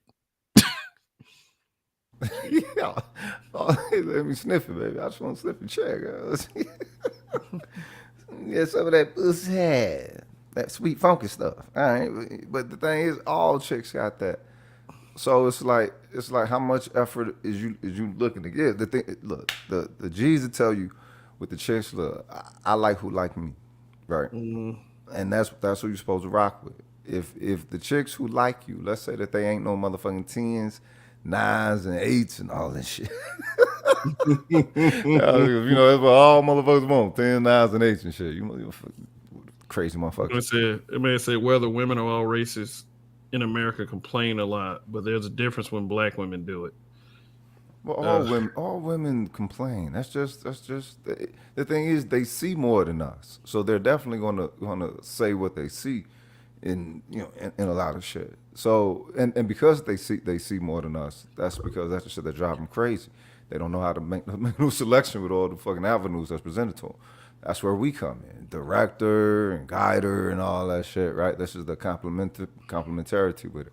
The thing is that mouth again could fuck up everything because she's bringing in the frequency that is not conductive to what it is that you're looking to construct as a family. So your role that you must take must be one of a controller. And a lot of cats don't like hearing that. And no chicks like hearing that shit. Right? Being an alpha man that actually takes a dominant role in his relationship. A lot of guys shy away from that shit. Yeah. And that's why a lot of you niggas is not getting the respect that you think you deserve from these women because you're not commanding it. There's nothing wrong with commanding a little respect and being a little dominant, as long as you're not really hurting anyone. But shout out to Mr. Me Too for the super chat. Really appreciate it, brother. All right. He said they misuse both. Hashtag support Black Men Media. Hashtag DOV. Hashtag BIW. Hashtag blessing to the game. All right. Thank you for the support, Indigo Flow. Really appreciate it. I was about to say that, at the on the other side of that, a lot of men think that it's something else that'll earn them that respect. And they go down this rabbit hole trying to find something, a way of doing something versus how it should be done. And they shy away from it. Like they're scared to say something. They're scared to have that backbone. Oh, she gonna leave me, or oh, she gonna take the kids. There's always the carrot and the stick angle that they're gonna lose something for having a backbone and stuff. Like you say, you could lose everything. You could lose everything, dog.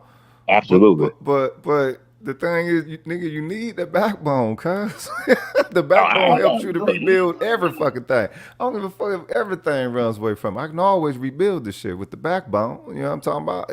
If look, this is the thing, man. If I don't know what leader and what guidance provider means to a lot of cats and shit, but I think it's different. I think people accept their roles as this system presented as within like the Scantron aspect of things and shit. You know what I'm saying? Like it's. I don't think people are actually living within those roles. It's just accepting that. All right, well, this is what it is when you're in this status of engaging in society or whatever. It's like to be a husband, to be a father. Well, shit, you start off as a son, right? So those are pinnacle roles, and at each level of progression, should be somewhat of a status of elevation, vibration, enhancement and all that shit, right? I mean, the thing is now this is no alpha shit. I'm not really speaking alpha. What I'm speaking is it's a lot more ego involved with it. You know what I'm saying? In the chauvinistic perspective of things. Simply because, all right, there's nothing wrong with owning land or people. There's nothing wrong with it, right? You just have to be able to do it in a righteous engagement. And you had some societies of the past who actually did that, you know what I'm saying, went and conquered other people, but it was a righteous result of that conquering, you know what I'm saying? And let's say that, all right, robbed them of their base level human standard, what it was, or whatever. But in a way, it did elevate their quality of existence, not just quality of life, quality of existence. Now, for one to take that type of mentality of this is how one is going to engage reality, you first start with the family perspective, right? And within the family, you have to set roots. Well, those roots have to be set with a crest. That's the start of everything, is the crest. And so if you're operating off of the, and just like how our brother man, Mr. Pushback out it up there, respect. If you're operating off of what it takes to even establish the crest, then that means that you're operating on the principle of commanding period 24/7. You're not might not be in the position of a commander, but the essence must be that of you know, so one that exudes a commanding presence. Now, you can call it alpha or whatever the fuck you want to call it. The thing is, that is what helps to shape one's reality to one's will. That's ultimately what you're trying to do. The family is what aids in actually a scale of that. You know, it multiplies, right? This is what these connections are supposed to mean. For most folks, it just means I don't know, whatever the fuck the Matrix called it or whatever the fuck. My bad, y'all got it, cuz y'all getting the nigga in shadow mode. Hold on. Shadow mode, huh? Yeah. All righty, folks. I guess it's just a reminder that, you know, and it's not like you know, trying to I'm trying to be like what people call a grifter, but you know, for those of you who didn't know, that memberships are open on this channel, and for the price of a cheeseburger in Joe Biden's administration, cheaper than a damn cheeseburger in Joe Biden's administration, you can become a member today. So, just thought I'd put that out there.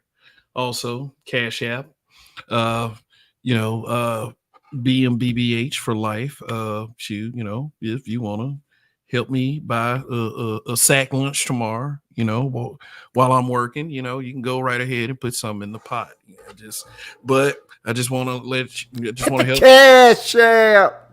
Yeah, just want to let y'all know and understand that your presence is appreciated by me anyway. So there.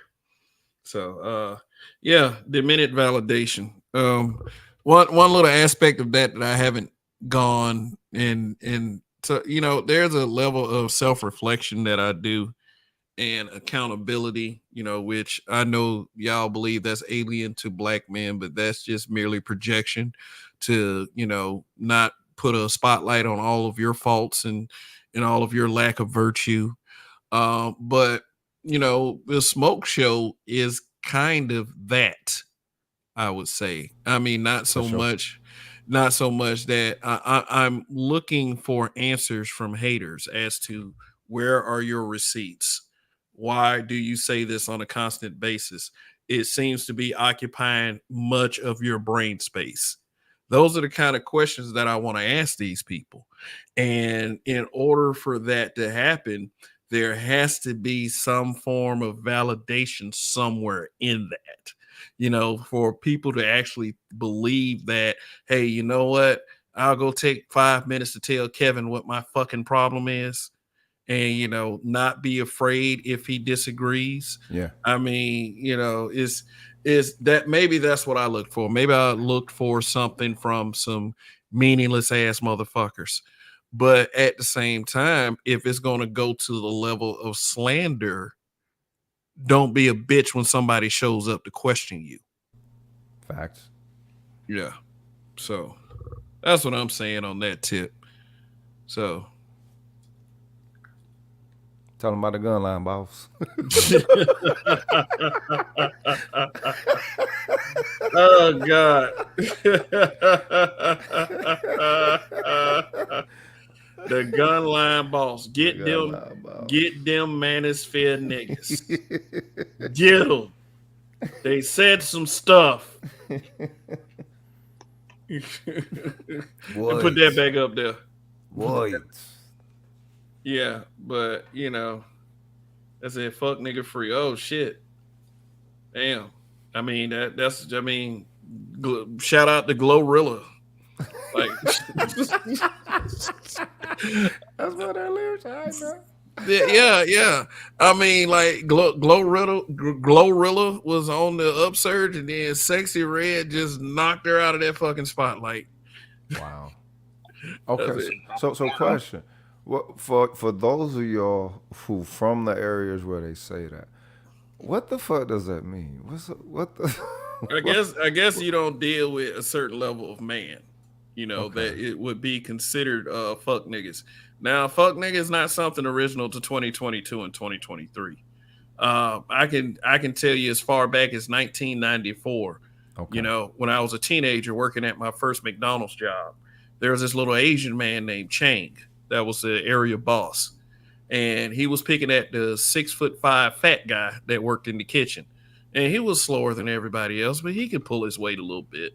So the 6'5" fat black guy got tired of the little Asian man that kept going around fucking with everybody, and I guess that was his job. Nothing against Asians because I know how y'all are. So the the overweight 6'5" black guy finally got tired of the little Asian man and called him a fuck nigga. First time. This was 1994. First time I ever heard the words fuck and nigga put together.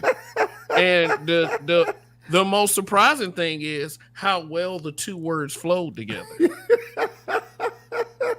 To say the least, 6'5" Garrett was fired for saying that. And the little Asian guy immediately went to the office to the other managers who happened to be black and asked them guys, what is a nigga fuck? Just because you read your comic books backwards doesn't mean you say the word backwards. And what's up with that N-word? What is up with that N-word, bro?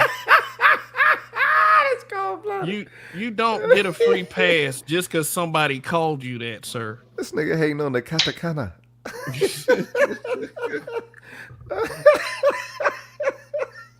Because you read your comic books backwards. Well, come on, man. That's funny as shit. Yeah, shit. What's a nigga fuck? What's a nigga fuck? What's a nigga fuck? I was like, oh shit, that'll be always one of my most cherished memories. Like, yeah, damn.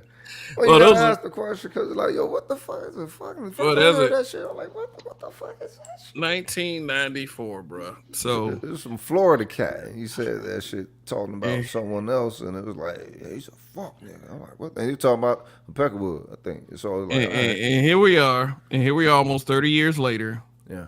And some ratchet hoochie mama decides to put the words in her rap song. Fuck nigga. You want to hear something funny? I always thought, from my perspective, I heard it around the same time as you did, around 94, 95, 96, around that time period. And I always thought it was a gay reference. A gay reference? Oh, okay. I mean, you know what I'm saying? Practicality makes sense to a degree. Real talk. That's where, where I'm from. That's how they coined the phrase without saying calling you that. You know what I'm saying? Because, around here, you know what I'm saying, at that time, it was really understood, especially in quote unquote pro-black communities, where sagging comes from. It comes from prison culture and stuff like that. So to be called that, yeah, they calling you Rainbow Bright. Sorry to hear that. Okay.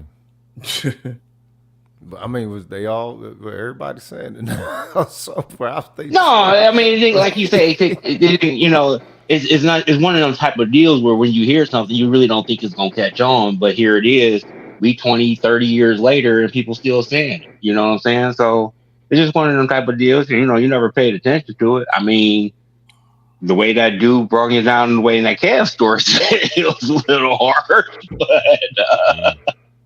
but you would come across it. So, it is what it is. Don't bother me none. I don't care. You know what? It kind of fits. I mean, the whole context of with the whole sagging thing. You were like, you know what? Yeah, be some old fuck nigga shit right there. With your ass out. Walk around with your ass out. If you walk around with your ass out, you are a fuck nigga. Yep. Pull your pants up. What the fuck are you doing, cuz? That shit is so So that- disgusting, and it's like, That well, nigga- it's a style. How the fuck did that become a style, cuz? What's it? Who's judging? Who the fuck is? You know what I'm saying? You wear a style so you can, you know what I'm saying, show off your threads and everything and be fly. What your ass doing now got to do with any? Oh fuck.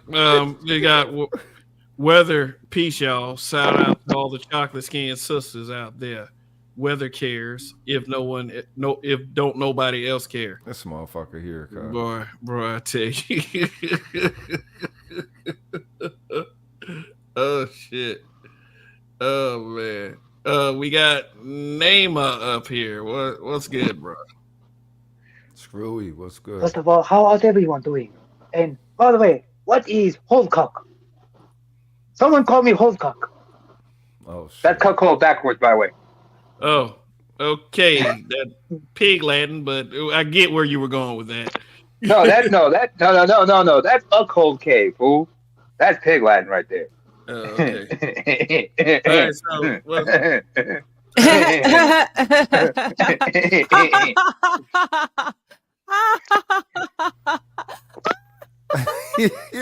whoa. Really? Yeah. Seriously.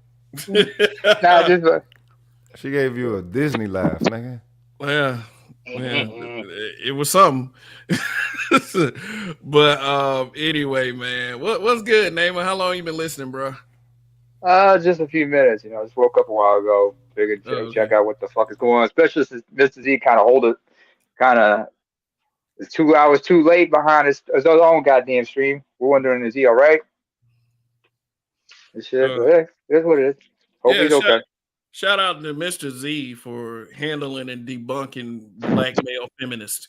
You know, that's a scourge in the pain. That's a scourge and an unnecessary pain in the ass at times. But you know, Mr. Z, he fights the good fight. So go check out Mr. Z, Black in Effect, his channel. Does he still call his channel Black in Effect? In brackets, yeah. Mr. Z in black and Mr. Z in brackets, Black in Effect. Thank you. Thank you. Oh, that man, Detroit 313 said Mr. Z is greater than Spider-Man. All right. That nigga's secret weapon, cuz, for real. Yeah. Well, I know they kind of, you know, I know them folks in South Florida, they can be a little slick about shit. Nema, excuse Yes. me, Nema. Yes. Who is? Who is this? Oh, hello, Toya. Excuse me. Yes, I have I'm a hearing you. question. May I ask you a question, Okay. please? Okay. What are you? Can I? Yeah.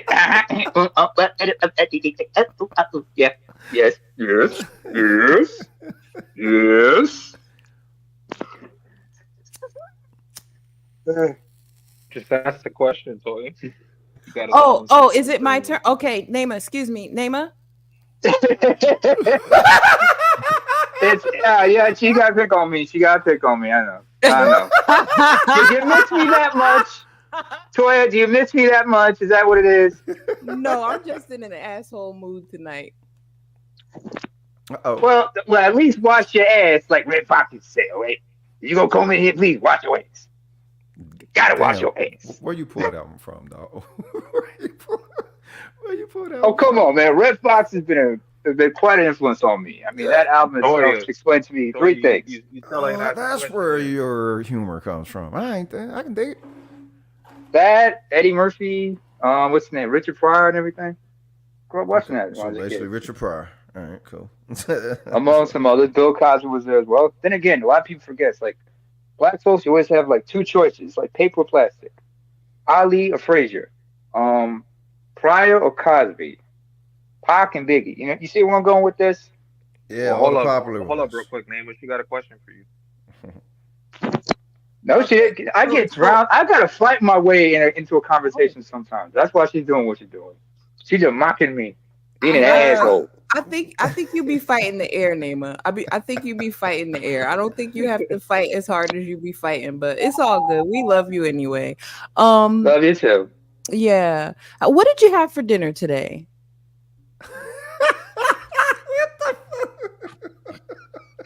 Yeah, that was a pretty random question.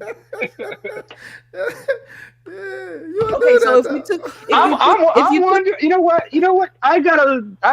We gotta do some DNA testing for her. We gotta take a sample of her saliva, send it to 23andMe or Ancestry.com, some shit. Something tell me in the back of my mind. Something You tell know what? me You know what though? this woman. If they did that to me. That's If that they did that Dominican to spice. you know, they did that to me. They'd be like, "Man, you got weed in your damn ancestry, man. What?" Yeah, but I'm thinking Toya Yeah, might be yeah. You know part the weed Ethiopian people? because Smoke weed every she day. got to be part Ethiopian because the asshole tendency in her and her just asking some wretched ass questions like that. Yeah, but you Nah, it's know, we're Dominican. gonna. I But thought that was just because she was a Virgo or something. no, I she's don't know. not. Is she a She's a Virgo? Leo. all these Damn. guesses are really interesting. They're She, entertaining to say the least. she's a Leo. I'm a Virgo. Boop. You know. Virgo Yeah. here. Yeah. Oh, wait. You a Virgo? You're a Leo, Toya? Uh-oh. Toya, you're a Leo, aren't you? For as long as I've been here, yes. Yeah, cranky ass Linus. You know what? This reminds me of a old Jamie Foxx joke about going to a safari and shit. Oh, Holy shit. Oh, shit. If y'all remember, I Might Need Security, where he talked about the frustrations of a lioness when it comes to the lion. We do not. Doot, doot, doot, doot, doot, doot, doot, doot. So Kev, All I gotta say is, Kev, I don't know if you touched on this tonight. Yo, that was a racist bit, cuz. Hey, but what's that? hey, there's Andre 416 trying to say something. What's going on? What's going on, guy? Oh, Peace. Hey, what's going on? Good night, everybody. I don't know if you touched on this tonight, but I did catch like half of you stream about that son husband. Yeah. Oh, you talking about little James Tucker? Don't play that shit. Yo, that was terrible, cuz. That was Yeah, terrible. that shit Started was hilarious. crying. Bro. Yeah, I mean, it was Don't funny. talk to my mama. It was funny and sad at the same time, but you know. Your mama throwing all that ass and ain't nobody supposed to catch it. Mm. No, that Wait, hold up. That bear was catching it already. Mhm. That's why he came in like that. Yeah. Wait a minute, hold up a second. First of all, I caught. You guys didn't catch it, but y'all heard him say "good night." That's that Jamaican in him. You said good night. Instead of good evening, he went good night. Well, he said it in English. Name what you just I did, said good dog. night, You bro. just Yeah, it's a proved, Jamaican you thing. just proved It's a Caribbean everything that thing. she did. You ever call the Jamaican house that night to be like, "Hello, good night"? What the Even fuck? Kareem does that. That's funny as hell. I was just saying good night based off of what time it is in my time zone. Wait, that ain't his mom in the red, is it? Is that his mom in the red? No. Who that in the red with them heavy hangers? Yeah. Whoever never seen this video I- needs to see it. I gave her honorable mention in the short that I did. Oh, for sure. Red dress, y'all. I mean, but still though, this is though. yeah, but this was like last night. That was let me see. That was the center of that, you know, how she throwing it back, you know, and Oh, his mama a midget. no, I don't think she is. I mean, you know, here's his Her mom. arm looks stubby. Yeah, here's his mom right here, you know. You know, that's little James with his little play prom date. The fuck? Why they all got to get that hair right there? Is that real hair that they be doing right there now? No. No, ain't no, it real. is not. And I already talked about this before, but please stop putting your baby hair so close to your eyebrow. It shouldn't be that close to your eyebrow. These bitches looking like they wearing the tight skin suit that the X-Men be having all this shit covering up the forehead and shit. Like, damn, bitches. Who thinks that looks pretty though? You know what I'm saying? Like, That's the thing that kills me. Like, women have convinced themselves that this looks better than whatever's underneath there, and it's usually not the case. It's literally a hair helmet. Oh my god. The part is jumping off of her head. It should not. It should be on her. Yeah, like, come on. I don't know. Are white women flattered with this shit? A little bit? Even a little bit? No, they're Come not. on now, a little bit. No. I'll tell you what, when it's well done and well blended, they get jealous because no, seriously, black women, we have thicker hair than they do typically, right? So Okay. if we have hair on our heads and we get it straightened, it tends to look better than when they get theirs straightened, right? So there's a little bit of jealousy there. But when it's obviously fake, they know it's fake. They're not jealous of that. Okay. That nigga's hilarious. Man, look, man, look. He was having I, fun. yeah. For the millionth time today, I saw a discussion on Facebook about how the Melanesian people prove that it's okay for a black girl to straighten her hair and dye it blonde. You know, what are y'all what like I guess the Melanesian people are black people who have naturally blonde hair, and Yeah. they are used in an argument, you know, And the curly though? yeah, it's curly, it's nappy, Wavy in some cases. Yeah, I was yeah, gonna say it can be wavy. yeah, wavy. But the thing is it is used in an argument. They are often used in an argument to defend hair weave and Which defend. is stupid because Yeah. that has That's their nothing own to do hair. with it. Right. Yeah. And it's a genetic I won't say flaw, but it's germane to a certain part of, like in Australia, It's a for genetic example. mutation. Yeah, but like, It's a yeah, genetic mutation. it's a genetic mutation, right? And Okay, but in it's Australia, you curly. see that. It's curly. That Why don't that they sounds just like get them some curly albino then? type shit going This is on the there. thing. Why when you see sisters get that bullshit, why they gotta get the one that's down to the crack of their ass? It's like, wait a minute, bitch. At least make it curly. Oh, fuck it. The Shaq Channel 415. What's good, man? I don't think I've ever seen him before. He said, baby hairs are a huge red flag. Mhm. Yeah, and them fucking eyebrows that extend 2 feet. You know what I'm saying? Hey, the Shaq, the Shaq channel. Have you seen that short or stream about this kid here? It's unfortunate. Like I said, it was funny and sad at the same time. I haven't seen it really. Hey, man. The thing is, just to mention something about the Melanesian folks. And by the way, folks, when we say Melanesians, we're talking about black folks from the Solomon Islands, Papua New Guinea, But speaking Australia. of You know, the Aboriginal folks. the native people of Papua New Guinea, they do some really cool things with their hair. Like they make baskets out of it. It's wild. Damn. Like when I was younger, right? I used to have like long hair. It's like, you know, I'm Jamaican Chinese, so I used to have like long hair, and like all the black women around me, they used to tell me, when you cut your hair off, let me know. Did they want to make a notch trade? What they make? What they for real? What they making? Bundles, Rogish. Oh, okay. I don't know. Man. I thought they were trying to be constructive You, like you, the you know what Lakers, though. you know what I like in hair weave too, and I'm not telling a woman what to do with her cosmetic look, but you know what I like to compare it to, and it's a really fucked up comparison.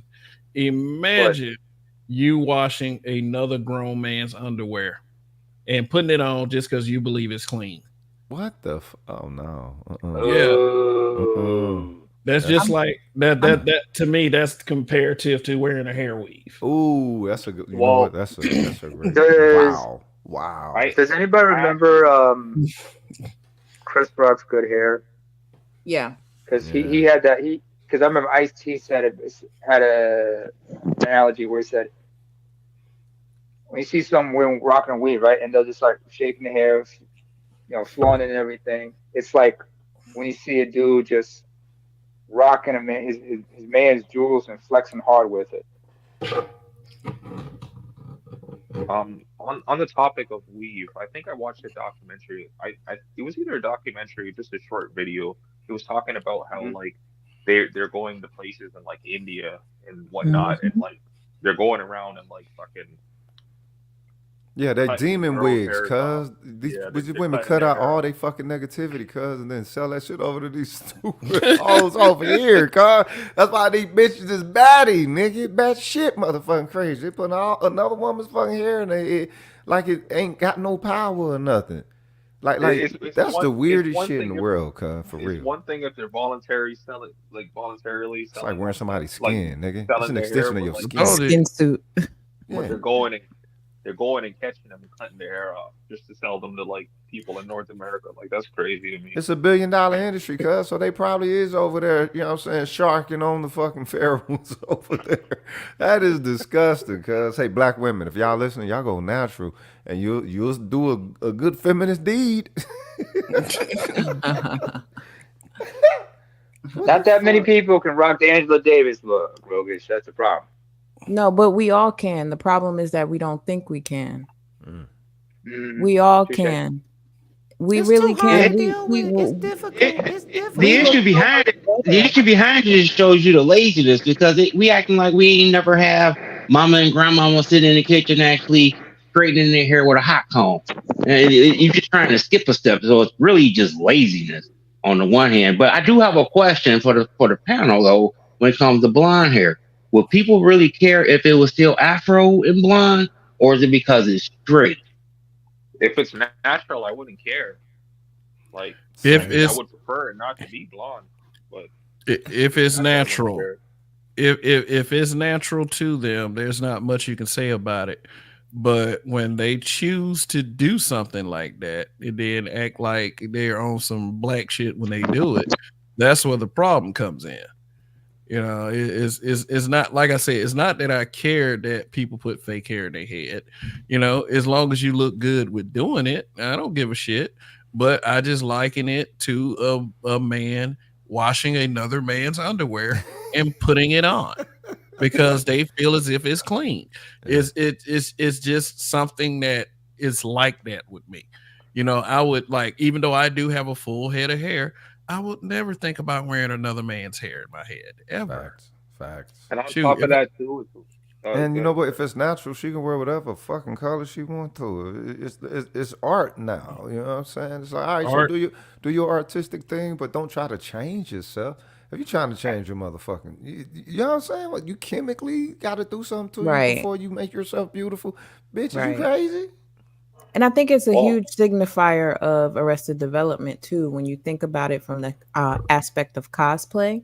Yeah. You know, as little girls, we get to dress up in costumes sometimes and do things that we wouldn't normally do. But I would argue that wearing weave and keeping up a weave as normally and regularly as most women do is just an extended form of cosplay, which keeps you, again, out of the loop of reality, which is, you know, kind of not our And- strong point.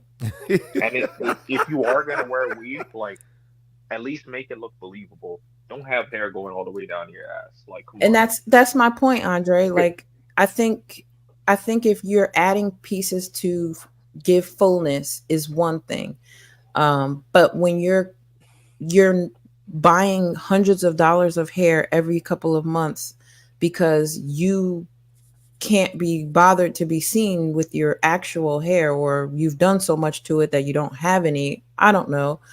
I've managed to make it 40 years in my life and never had one. So I just think it's not that hard.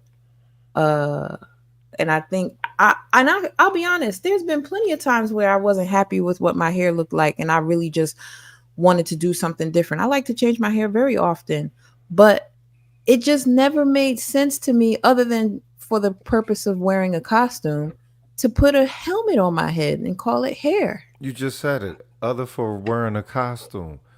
Whose costume? Because when you put on a costume, you're Shit. dressing as something that is not you. Right. What Super Saiyan 3. what is they dress? What's they dressing as?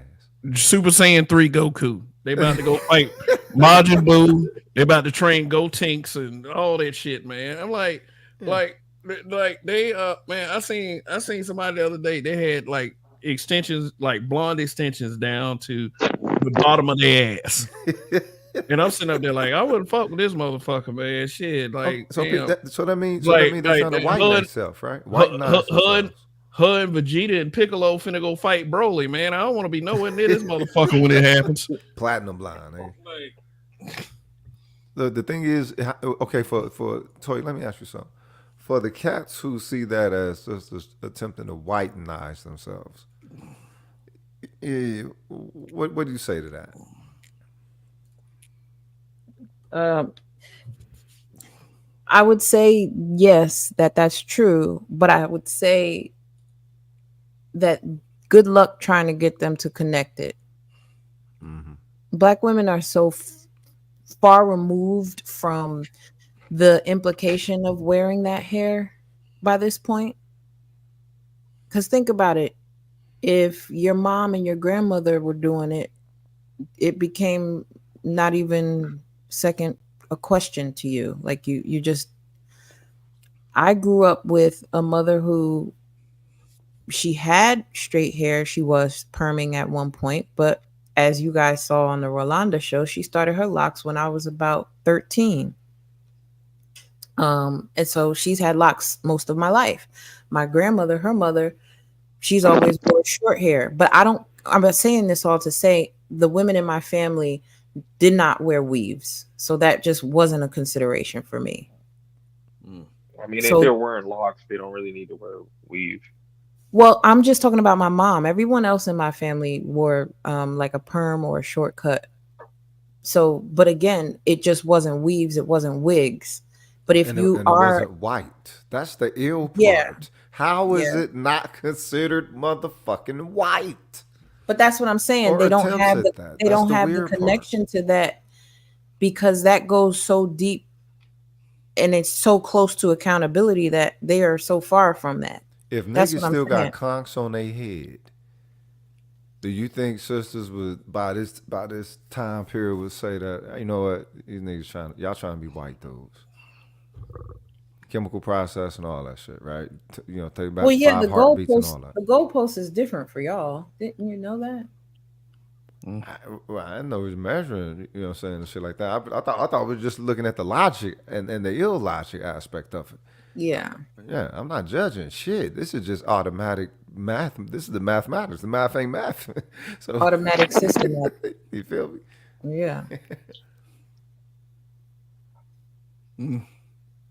Man, definitely ain't math. It looks like an algebra equation. Turned out to be calculus. All right. I've never been good at math. Mick Drama Bear, what's good? Saying they get the hair from the sewers and clean it. They do. Ew. They do. Ooh. The fuck? No, they do. Oh, what? They do. Yeah, they got videos about that. They sure do. Yeah. They get it from altars. They get them out the sewers. There's different places that, and as a matter of fact, depending on where they get them, determines the price point. So if you're getting it directly off a woman's hair that's been sacrificed to an idol, that's that good yak, as they call it. And then if you got the, that cheap plastic stuff that's only, whatever the bottom price is, that's that stuff that comes straight out the sewer and gets rematted down. Absolutely. But These that's bitches also is why that willing shit. to turn themselves into demons over here. What the fuck? What Yeah. What the Yeah, fuck? they are. And the Peckerwoods is supplying all kind of payments and Well, accolades and all that shit. But we get our heads chopped off when we say we want you to be natural. You ain't got to act like that. You ain't got to do that. But when we say that, we somehow shaming them or putting them down. Is like, no, I actually like your hair the way it is. That's why I was bringing it up before. Is it the color or is it the fact that it's straight? Because y'all can straighten your hair if you wanted to, but you just ain't putting that hot comb on your head no more. Now, I'm not saying that you need good though. What the fuck? I agree with you. This shit look weird. Any of you bitches listening to this shit, that shit looks fucking weird. Walking around like a fake ass white bitch. Get the fuck out of here. And say you believe in some kind of God or whatever. Oh, I'm blessed. Bitch, you ain't blessed from the top down. What the fuck? Well, wait a minute. You super wrong because if you actually like a white woman, that looks like her. Say what? Think about it. Remember, you're double wrong when you actually like a white woman because she actually has blonde hair and blue eyes. But they walking around here with these women's hair that's blonde hair and blue eyes. A white bitch look like white bitch, dog. All right. The thing is, right. They get mad at the indoctrination. They have their appeal with whatever their cultural connection is to that. The thing is, black women have that same motherfucking appeal. And they deny themselves that ease of that motherfucker by trying to, you know what I'm saying, put on another bitch. Oh, absolutely. They don't believe it. They don't believe it. For some reason, they don't believe it. Crazy bitches walking around with some demon goddamn fucking wigs on your head and acting all nutty. No wonder all you hoes out, all you chicks out here want to be hoes. No wonder every goddamn song is a motherfucking twerk song. Bitch twerking in supermarkets and all kind of fucking shit. Nigga, that's demonic motherfucking behavior, cuz. Twerking is an African tradition. Hey, okay. At the grocery store, nigga, did the bitches twerk at the motherfucking market? Hold on now. Twerking is fun. I love to do it in the house behind closed doors. Take your ass to 7-Eleven. So I am not against twerking. But I just think that there's a time and place for things like that, and it shouldn't be in front of your son. Yeah, just for the record, I agree with Toya. I am not against twerking either when women do it. But, but I also did state last night with this particular situation, nothing would have been wrong with what was going on if he wasn't there. In fact, if any kid wasn't in the area, there would have been nothing wrong. Because, see, while like a lot of us brothers like to act high and mighty, we'd have been on mama too. Some of us would have been just, but Angela C, what's good? If the atomic dog was playing, niggas would be trying to grab that ass. Absolutely. She said twerk. She said twerking is for in the house only. All right. Nah, that's not true. Well, if she was out in the club and her kid wasn't there or some shit, that's perfectly fine. They ain't supposed to be twerking in the motherfucking club unless they fucking the motherfucker you in the Yeah. club with and leave. Yeah. What the fuck? Well, I mean, twerk, that's you some do it sex shit, cuz. It's not just something that they supposed to be doing for fun, nigga. That's straight up some sexual energy shit. Bitch, you buy it. You don't see nothing wrong with a little bump and grind. Absolutely. R. Kelly been told y'all that. Y'all don't see nothing wrong with a little bump and grind. Do you remember when the butt came out? And how that's the shit. Doing the butt. That motherfucking shit was. It was a controversial song, cuz. You sure was? Yeah. Sex. Yeah, because I don't like the only reason why them guys got famous because the song was controversial because they tried to bring out a song after that and that song got no traction. Word. I mean, for real, and if you really listen to the song itself, it's not a good song. Yeah, it was just tied to what movie was it tied to? Do the Right Thing School or something Days. like that. School Days. Yeah, School Days. Yeah, and our favorite part is when he naming all those names. Keisha got a big old butt. Oh yeah. Tanya got a big old butt. Oh yeah. Everybody's favorite part. He never said Toya though. He never said Toya. He did say Keisha though. Keisha. Child Lisa got a big old butt. Oh boy. Lisa got a big old butt.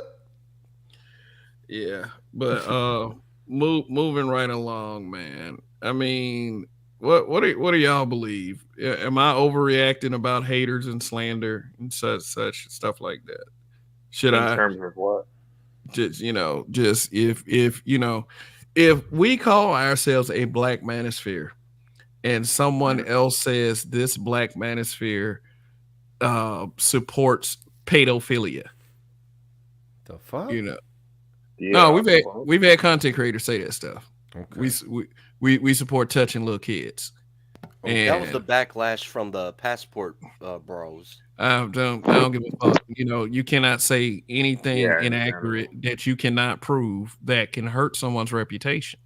And I mean, like, so why is it that certain people can say things like that and no one will ever say anything to them about it? Like, if I'm a part of a group and you saying that we support pedophilia, I'm gonna knock your fucking ass out. Facts. Period. Facts. Like, you don't say shit about me like that, especially with it being not true. And the way people just jump up and believe every fucking thing. I will stump your nuts inside of your goddamn intestines. Don't slander me. I'm a very extremely patient and manageable individual. You know, I'm very agreeable, but when you start saying shit that is blatantly untrue, I'm gonna give you what you deserve. And that's just not just tough talk on the internet. I mean, I've actually experienced, you know, almost having to pull up on a guy that was talking shit, but he chickened the fuck out. You almost, you know what, you almost have to have a visceral reaction like that, because No, anything short of that, Not no you almost. know, That's right, you're that right. is the That's the reaction. correct answer, right? Because anything short of that, you is almost like accepting it, I'm not gonna. and we already know what it is, man. They accuse you of it. That stain of that accusation, it stay with you. It goes to your job. It That's goes to your personal dangerous. life. That's very dangerous. It's Absolutely. dangerous. It's dangerous, and people fuck around and play with shit like that. It's like, you know, you want me to come for you after you said, like, you got it. Sorry. Yeah. You cannot sit up there and say such slanderous bullshit and expect somebody not to say anything about it, because we live in it. Like, it was like when Cameron was saying about Melissa Ford. Like, you know, we live in this day and age. That is very dangerous to say about anyone, true or false. True or false. And people just sit up there and casually play with that shit. And the reason is, and I've said this before, because hoes are mad. It's because of that. You know, Hoes mad. Hoes mad. Hoes mad. Hoes mad. I'm gonna keep it 100 and say that, like, you know, for the most part, it's not the, like, you know, like the majority. I want to say all. I really want to say all, but you never know. There's always going to be some weirdo niggas involved in some weirdo shit, right? But like the majority, like, they're not involved in no shit like that. But like, of course, they're going to say that about them who are like leaving the country. You know, they're gonna use something just to try to fucking discourage other men from doing the same thing. Then you're gonna have all these other niggas like, yeah, I'm not one of those niggas. I'm not on that type of time. That kind of shit, right? I mean, if it's blatantly untrue, I shouldn't have to explain that I'm not one of them niggas. You know, yeah, but you know, these dumb niggas will explain themselves. Screw people hurt feelings. You know, if we're telling the truth, all you got to do is not be a part of whatever truth that is. Like, yeah, if you suck at your job at being a parent, but we're wondering what's happening to these children, that should be pointed out as a contributing factor. I'm sorry. That is not enough to go around. That me saying that is not enough for me. It's not enough to go around and saying that I'm about this and I'm about that just because I told your stupid ass the fucking truth. You know, and that's what it is. You know, and the thing is, who can't receive a critique on their parenting? You know what I'm saying? The thing is, no one knows everything. No, and I mean talking about in the general sense, you know, where all of the bad stats come in. When we hear about things like, you know, black boys can't read past the 3rd grade level, right? That's horrible fucking parenting. You know, the incarceration rates. I mean, you can say, oh, this systemic this and systemic that, but somewhere along the way, a fucking bad decision was made. Louis Kanye, thanks for coming through, bro. Really appreciate it. Peace, Lou. Peace, Lou. Peace. Yeah, but I mean, damn, it's like, how long are we gonna allow people to play with us like that? I mean, I get it. Don't give them too much life. Don't give them too much attention. But I think it's probably gonna have to be me. Somebody need to go ask their asses what your fucking problem is. And I mean, like, you know, they feel safe because they're behind the screen that they can slander you as much as they want. I mean, just like, you know, with the whole Charleston White situation, you know. Yeah, he taught all that shit to those people because he felt safe. Right. Yeah, he felt safe. And he also dropped names. Let's not forget, he was dropping names, thinking those cats won't touch him because he's thinking either they're dead, they're locked up, or in some kind of situation. So they can't get to him. Charleston White is always talking shit, so that's why I gotta ask. That's his get down, and so, you know, he's a rabble rouser. That's what's going to happen. The thing is, somebody gonna click your ticket, cuz, for real. You know what I'm saying? Somebody will. or they're at least going to step up to you to do so.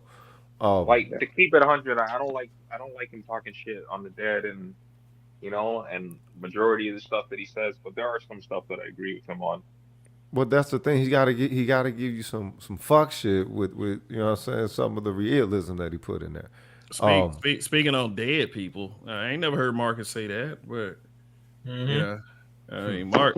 I mean for the record, Marcus and I are cool. So I mean, if he has something that he says that I disagree with, I will definitely disagree with whatever he says. But I ain't never heard Charleston White. You said Charleston White.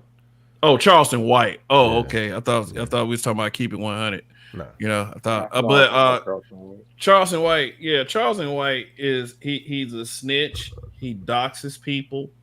He pokes the bear, and then when the bear claws at him, he wants to get the law involved. He got them paws put on him in Texas.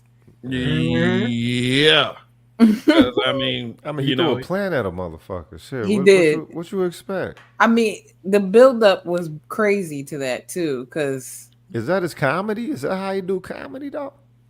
I never watched his shit. He was there for comedy. The point is, he isn't a comedian, and these people think that they can just jump into that arena and be successful just because they get clicks and giggles online, and it's like, no, that doesn't translate on the stage. People find him funny, though. T.I.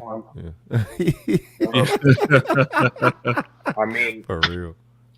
At the level that he's on, at least from what I see, it's not about clicks and giggles. It's about profit, and he's making money off of it. So I see why he's doing most of the. Well, it's charlatan work. So the thing is, that's what he does. It goes from city to city, thing to thing, doing charlatan work. Well, once I learned that, apparently, he got knocked for a murder, and he snitched on the dudes that he was with. But then he's at the same time out here acting like he's trying to save the community. That's hypocritical shit right there. But that's not. But also you got to understand something though. The community is tied into some of the bullshit that he be presenting though. So the thing is, if that can be utilized as bait, the issue ain't in him. You know what I'm saying? The community should be able to turn away from one like that. The fact that all that shit is bait, and they're like, oh yeah, it works or whatever. I mean, you either handle him or you ignore him. But people plug in exactly the way that he needs them to, and it's like, all right, well, depending on once he bring up certain names, like Nip and all that, it's like, hey, cuz you serious? Yeah. he got to be doing it just for the views, because it's like, dude, you're stepping on you're stepping on a lot of things that people and things that are connected to him. You can't think that he's safe everywhere just because of that shit. And so he has to continue to switch targets. You know what I'm saying? The reason why he always got to switch anywhere. He's not going to be safe anywhere where, like I said, as far as him disrespecting Nip and everything, understand Nip's father's side, his brother and everything on that ilk. They're not going to allow him just to tell, mention his name like that. Like, hey, keep our brother's name out your mouth. You don't know our people. You don't know nothing about us. Shut the fuck up. He couldn't go to Eritrea, cuz. He couldn't. No, he can't. He would have and this is an Eritrean telling you all this. Yeah. He's not going to be safe in Eritrea. Yeah. And this is an Eritrean telling you all this. But you know what? Rogish.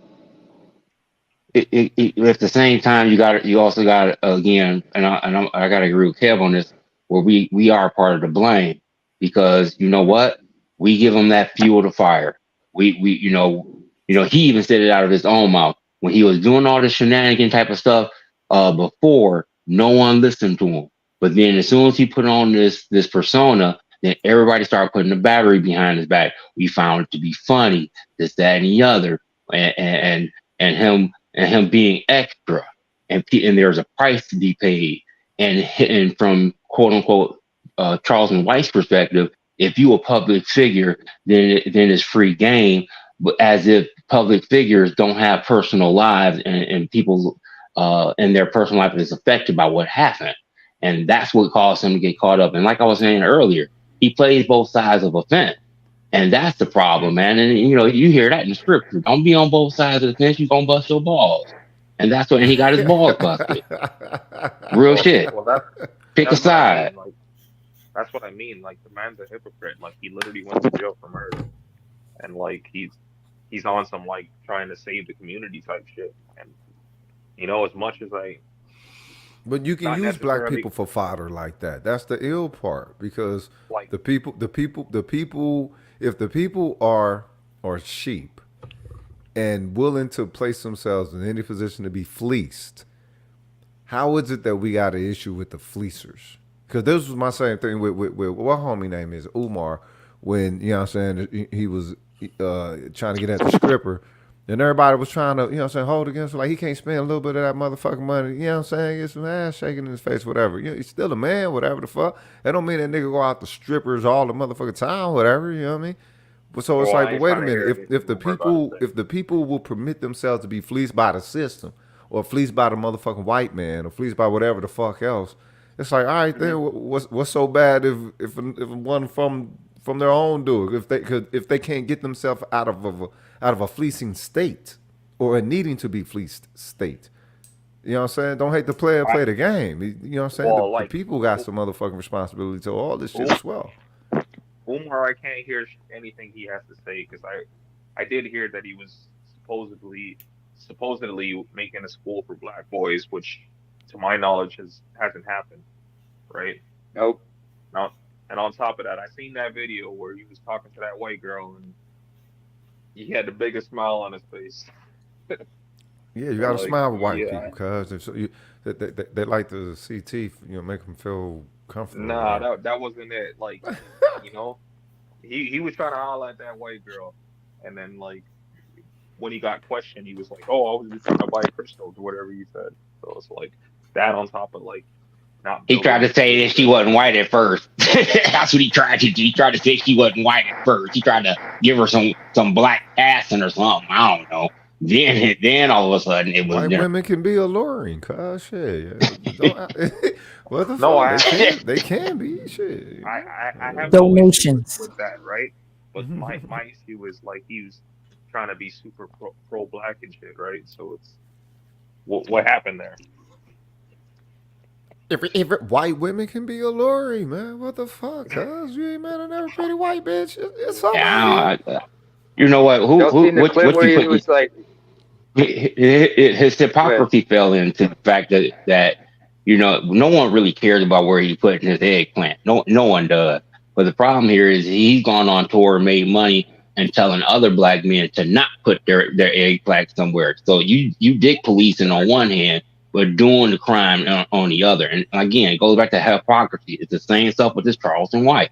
You playing both sides of the fence, and then you get caught up, and you won. They're both celebrities. Celebrities are going to be that motherfucking messy. Now, wait a minute.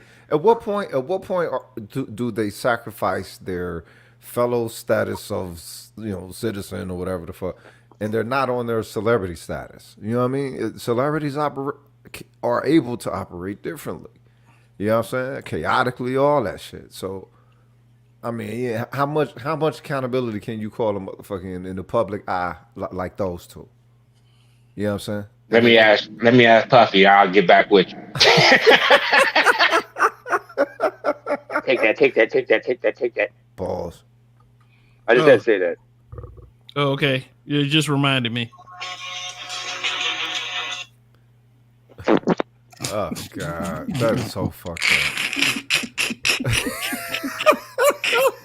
Hey, and I'm telling you the worst picture. The worst picture is the one without the glasses. That nigga look like he getting ready to cut up a hell of a rug. Like, nah, nigga, that ain't the spot, cuz. That ain't the spot to go full Did y'all sunshine. see the one where they mixed up his face with R. Kelly's? Oh no. Oh, that one was really bad, yo. That one's really bad. Oh, just want to show y'all. Don't be surprised that they collaborate while he's in lockup. I'm just saying. That is just gross, cuz. Yeah, man. Just to fucking see it, that is so gross. Kev, I would have never put that prompt into an AI or nothing like that. I would have never hit my head like, yo, this is gonna puff. Did he turn it up in prison? Gross, cuz. That's fucking.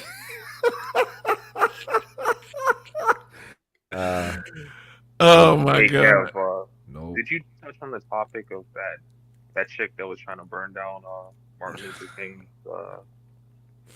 the house? That he Yeah, was raised in? I haven't given my complete feeling on that. You know, one thing that I do have is respect for the ones who sacrifice, especially the ones who sacrifice their lives for the betterment of blacks. And Facts. you know, and Martin Luther King was one that did that. The little bitch should have been arrested and carted off. Like it's what How the much fuck damage did she do? Probably none. I don't think she even lit the match. Okay. I mean, was she live? Was she live when she tried to do it? I don't know. I mean, I don't think she was live, but she got stopped. I get out with two guys from Utah when she was just dumping gasoline all on the front yard and the bushes and stuff. Like she was ready to get it in. I hope they tackle that bitch. But what for? Because they had her pinned down like a UFC fight.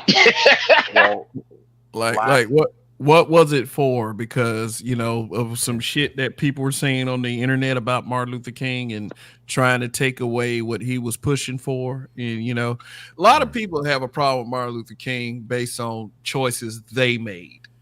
Like, you know, they chose to follow him. They chose to take the nonviolent route.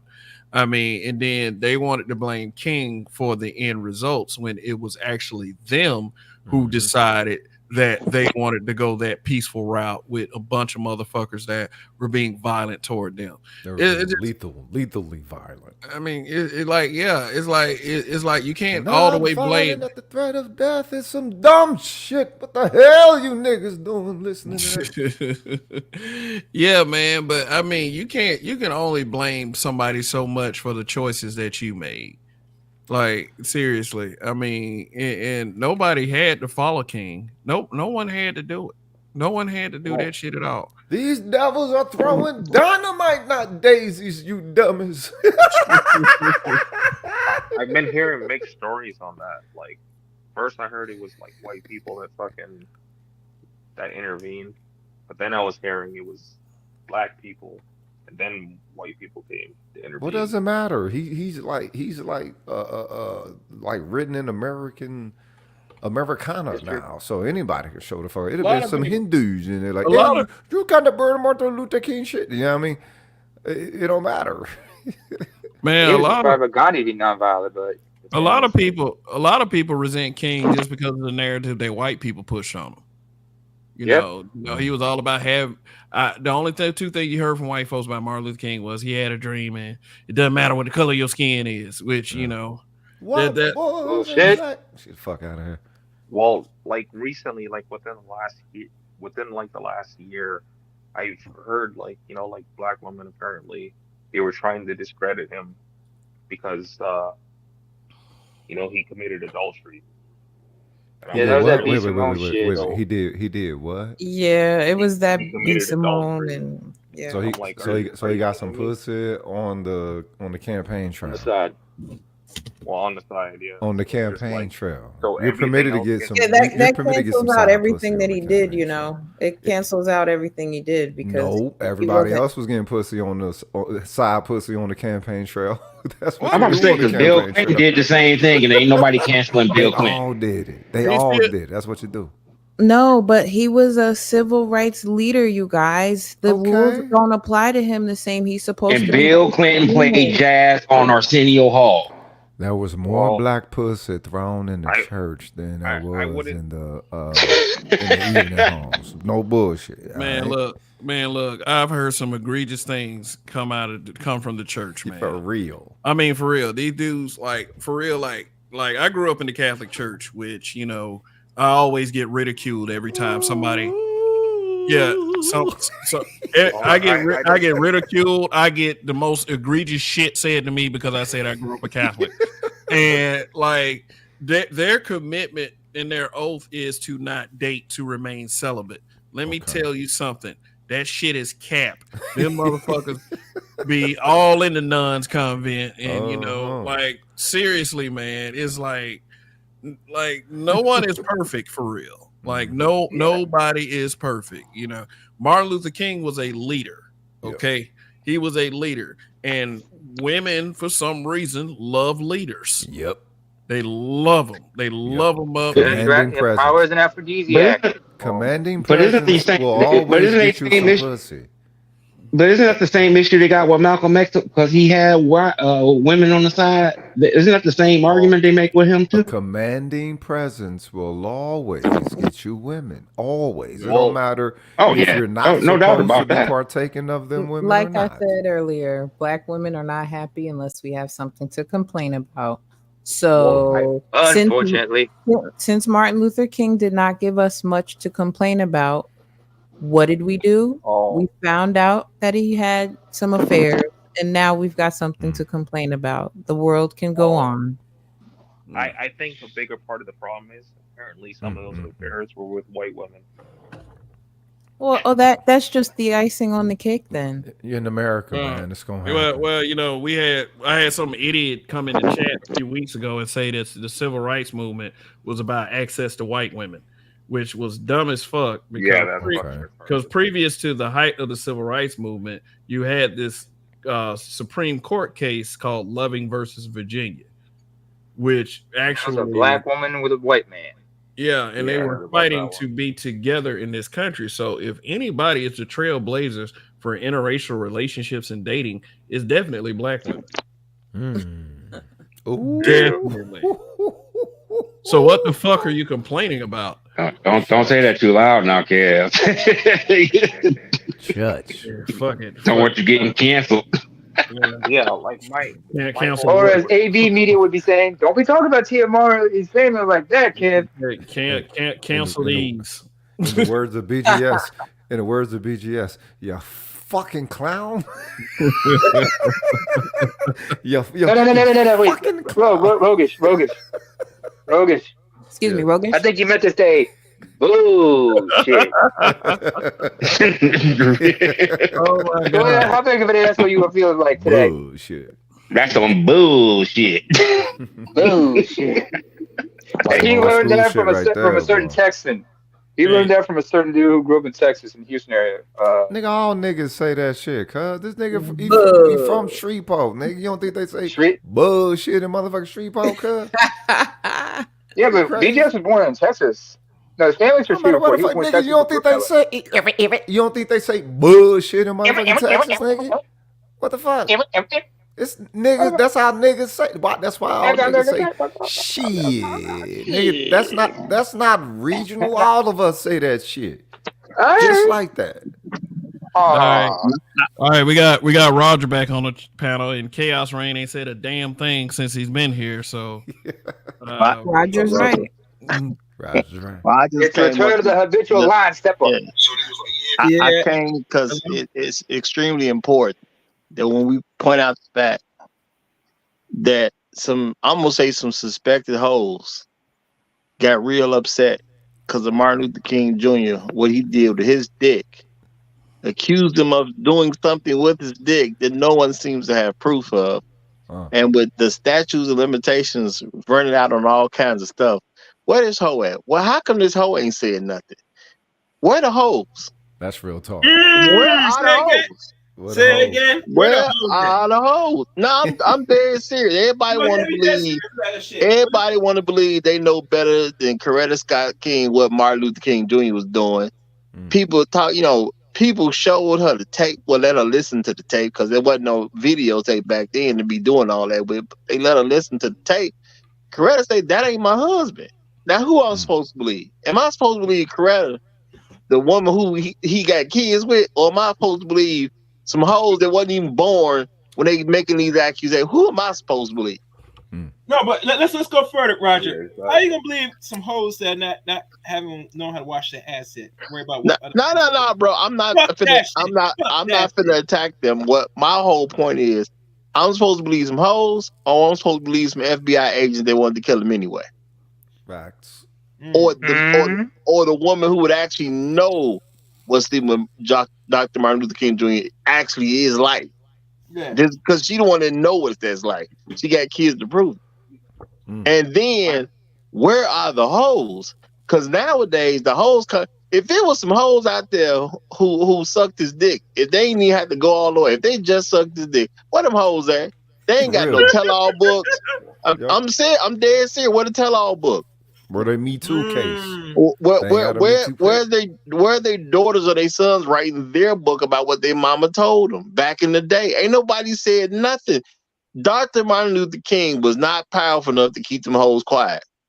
That nigga got shot himself. He definitely wasn't powerful enough to keep no hoes quiet. Shit, Bill Cosby. It ain't enough money in it. That's what it is. It just ain't enough money in it. Let's listen. Hell, they one stabbed him in the fucking chest. Shit. Bro, where the hoes at? Where the hoes? If the hoes did it, why they ain't saying nothing about it? Because he done turned into this major public figure at this particular point. Why ain't one of these hoes done took some interviews for money talking about this, what it's like to be with Dr. Martin Luther King Jr.? How come ain't no hoe took that and none of their relatives have taken that? Yeah, for this though, we need to look no further than the Honorable Prophet Fabulous when he said, "Happy hoes ain't hating, and hating hoes ain't happy." That's real talk. My whole thing. Yeah, that's a bar. that my whole thing with the Martin Luther King scenario, that specific one there is, I don't care who he fucked, if he fucked anybody at all. Bro, he didn't. Why we even got to do that? Why we got to do that? And can't nobody produce the hoes. Yeah, like I'm just saying, if he did or if he didn't, I don't care. I'm just saying, like, how does that? That's the way you do politics in America. I understand what you're saying, but my thing is, that's even allowing dirt to be thrown on this man's name. We in the world where hoes is going after all types of dudes, and you telling me some hoe that had Dr. Martin Luther King Jr. dick in her mouth, and she ain't saying nothing to nobody? Yeah, that's true. She ain't saying nothing to nobody. None of these hoes. But then again, she be old as hell right now. No. Yeah, she'll be about 70. She ain't told her child, her son, her daughter, her anybody related to her nieces and nephews. Ain't nobody talking about my mom was with Dr. Martin Luther King. Ain't nobody doing it. Ain't no unsavory nigga out there that's gonna leak the story out that they mama been with Dr. Martin Luther King. Wait a minute, but all these 23andMe's ain't got no type of genetic connection to him either. Bro, all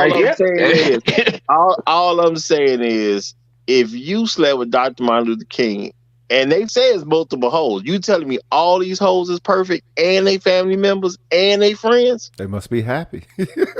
They ain't gotta hate. There you go. There you go. You know? Or they in their white family pastor. They're not trying to give up that inheritance. Or they're hoes on code. You know what I'm talking about? If they on code, they on code. Oh, they don't make them kind of hoes no more. Yeah, bro.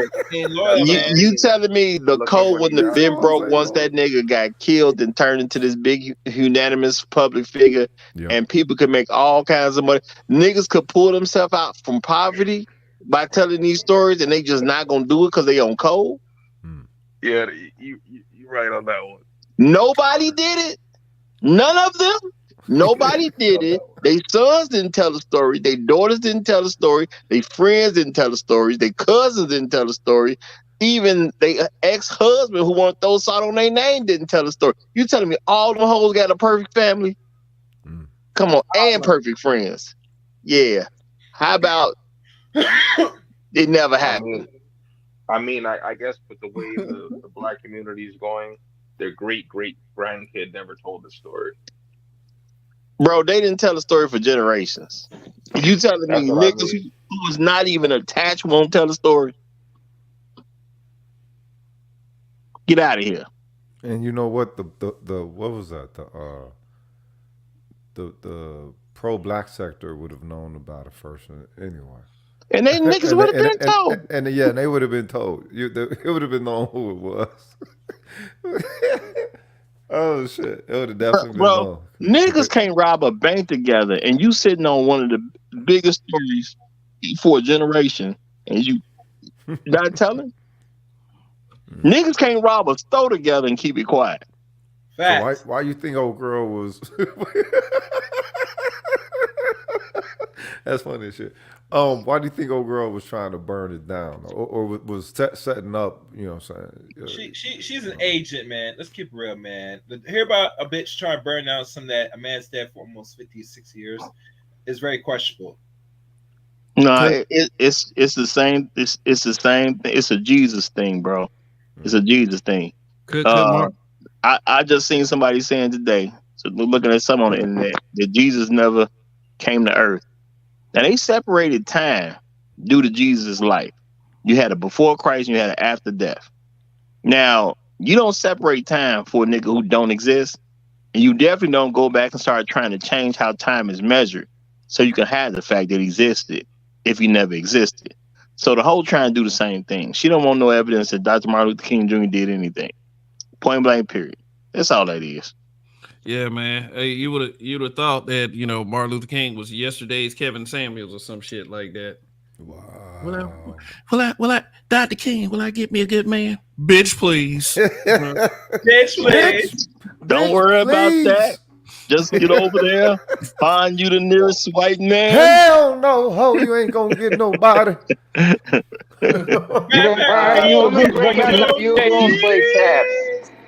I got no time for questions.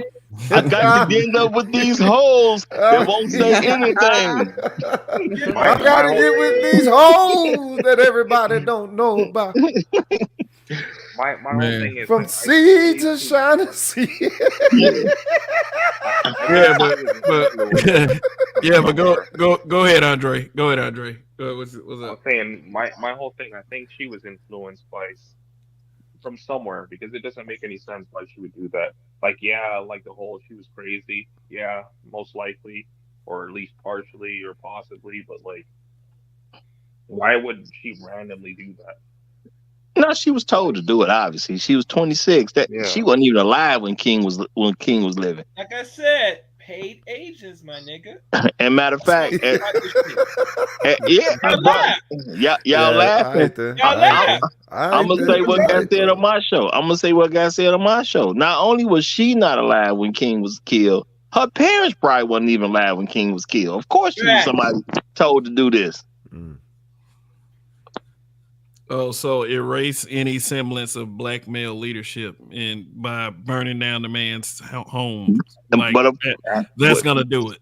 But you gotta get a nigga to do it though. That's the whole thing. You get a nigga to do it. You don't do it yourself. You get a nigga to do it. A nigga do it. Exactly. And where can you get a nigga to hate a black man greatness? Oh well, we couldn't find no brother to do it, but we sure found this sister. I ain't saying there ain't no brother out there, no way that wouldn't have done it, but how much you got? How much do you really got to pay a sister to do something this stupid? And here's the thing: and alcohol. Yeah, probably Chaos Reign. It's probably that basic. But the thing is, though, if she had actually succeeded and nobody saw that, we'd have swore up and down it was some white folks. Yeah, you would assume that. That would have been a super conspiracy for the decade. Absolutely. If she would have burned down his house and there was nobody arrested, oh man, yeah, you really trying to start a war around here. He would have lost their damn mind. She didn't think it was being watched though. Like this, the thing is.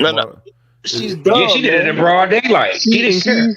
She's extremely dumb, which is why she probably got paid extremely little. Anybody dumb enough to try to do that in broad daylight probably didn't require much for them to do. Exactly. Apparently, she was ex-military too. Oh, it was X-Men. That cuckoo's. I ain't hear nothing about that, but I'm gonna just say this. No, bro. She Manchurian candidate? Is that what we seeing now? She Manchurian candidate?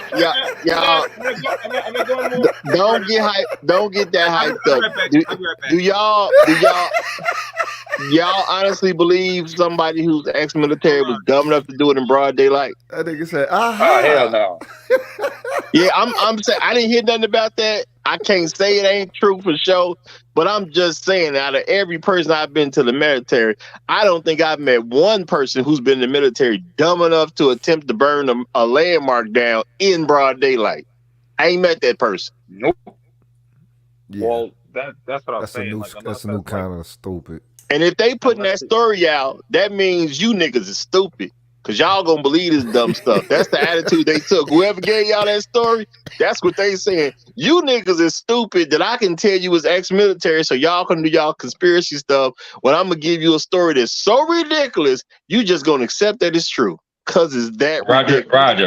Roger, are you trying to say UFOs don't exist? That's what you're No, trying to say. UFOs don't exist. nah, bro. I'm just saying. I'm just Just saying, bro. asking. You know, That- bro, you gotta bet you got a less of a chance of anything flying at all than saying somebody who's ex-military gonna grab a gas can, especially as a woman. And I just said on my show not too long ago, I ain't never seen no woman carry no gas can, so she already doing something that's super odd. What woman walks around with a gas can with actual gas in it, and ain't nobody picked her up, ain't nobody tried to help her, ain't nobody did squat, and she walked to a landmark in broad daylight to burn it down? That's ex-military, right? That ain't no like, ex-military. Well, who caught yeah, her? well, I don't Who's the think she big? had a big enough BBL for make a brother to stop. Number one. Who caught her? Who caught her? Did the It police? was a couple. Did the local police? It was a couple. It was two sets of people. Some visitors out of Utah, and some New York City cops. New York City cops. Probably visiting. All right. Yeah. Okay. Okay, guys. Listen up. We're past the 3-hour mark, and many have to get up tomorrow and try to make the bacon. So let's go ahead and get some final thoughts in from each one of these esteemed guests who I appreciate so much. So whoever wants to go first. I will. Well, let me go first because I got about 15 minutes of stuff. No, I'm just kidding. I'm kidding. Let me get on up out of here, y'all. I'm still preparing for tomorrow. So it's good to talk to y'all again. Y'all have a great night. Long live the habitual line steppers. I'm out. Long live. Roger, are you going to talk about the thing with the meeting tomorrow or something different? On The thing with the what? No, the thing with all the guests, Green Gorilla, BJS, and more. You gonna talk about it? I ain't finished with what I'm doing tomorrow yet. I'm sure to come up in there somewhere though, but I ain't guaranteeing nothing yet. I ain't guaranteeing nothing. I be working on my shows. I be working on it. Everything ain't solid yet, so I don't know. I'm sure it's gonna get in there though. I'm sure I'm gonna get that in there. All right. Long live the real habitual line steppers. And why is that? Because you're Roger. You are always right, and you are God. Hey, if it wasn't for Kev, I wouldn't even be doing this. That's real talk. So appreciate you, Kev. All right, appreciate and the rest of y'all. All right, peace. Word. Who's next? I'm finna mash. I appreciate the sharpening. Long live the habitual line steppers. I'll holler at y'all on the flip. Peace. Shout out to I'm listening. Much respect. I'm listening. What's good? Yes, sir. All right. So, all right, who's next? I'll go next. So I was just gonna say, yeah, I don't know her situation, but definitely she was listening to some sort of propaganda, whether they pushed it to her or not, because that story doesn't make any sense. She's not simply just crazy. Everybody have a good night. All right, Andre 416 Reform. All right, thanks for coming through. Next. Well, to continue the tradition all the way from the Coliseum, I just want to say, y'all Excuse ain't me, shit. Nema. And God, Nema. Excuse me, Nema. Toya, if you want to have a private conversation, all you have to do is ask. Okay. Okay. Okay. Hey, I'm gonna let you finish. You want to finish? No, you go ahead. No, you go ahead. You want to talk? You want to say what's up? Yeah, I'll leave with this. You got Love you too, Toya. Anyway, like I said, to continue the tradition of the Coliseum, I just want to say y'all ain't shit, and God bless y'all for it. Have a good week, Kev. All right, you do the same, man. Appreciate it. Yeah. All right, who's next? I'll go next so you can get out of here. Long live the habitual line steppers. Kev, appreciate you for not only putting up the platform, but actually having this counter conversation. which is also needed, and pointing out the silliness and a lot of things. And I appreciate everybody on the panel, and I'll catch y'all on the next stream. All right. Thank you, Mr. Pushback. Okay. And I guess that would leave Toya the tutor. Excuse me, Toya. Toya, just a minute. Yeah. No, yeah, hold on a second. Just let me say something what I see. No, hold on a second. Hey, Okay. wait. Hold on. Okay. It's a good thing she's got an avatar on because she's giggling right now. She probably is. Yeah. She in a mood. Okay. Toya, don't do that to me. You know, you're probably beautiful when you're angry. Stop doing that. Aw. All right, Toya. Thank you for having me, Kev. Yeah. Unfortunately, I wasn't able to summon the smoke tonight, but if anybody is listening that has smoke with me, you're welcome to bring it to my channel. I'm really let's bring it right now. I'm really approachable. I'm very straightforward. Whatever you don't understand about me, if you ask me, I will clear it up for you quickly. I have no issue. I'm very self-aware. I'm direct. And I'm a good time, unless you don't make it that way.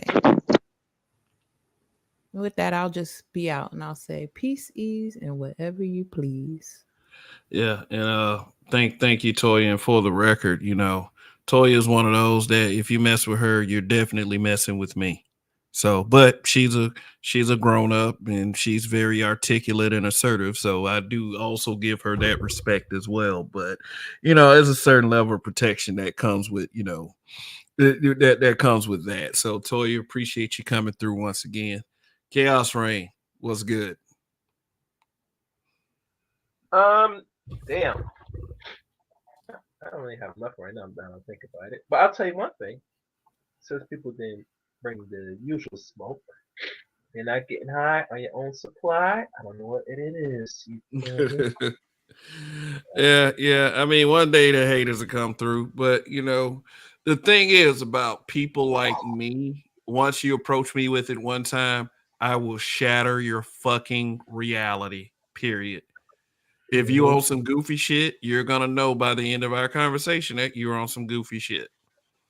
And you know, but the hubris in seeking the so-called quote unquote demented validation is something that I'm probably going to give a second shot at. And it's maybe when I return, like, you know, the week after next. There will be no smoke show next week. In fact, there will be no shows next weekend. Like I said, got a little family thing going on, so I will be removed from that. But I guarantee you guys that, you know, I will be back. I will be stronger than fucking ever. And you know, we're just to let you know generally that we're all in this for the long haul. When I say when you don't give up, you win, that is something that I take very, very, very seriously. And giving up is really just not an option for me, especially as a black man, because that's for some reason that's what everybody wants you to do as a black man, especially in the disappointment is from other black people that want me to give up and want black men generally to give up on whatever mission or whatever we set out to do here on these platforms. So my final two words to that and to the haters is tough today. Tough titty. I don't give a damn. I'm going to continue to do what I do until the owners of the platform tell me I can't do it anymore.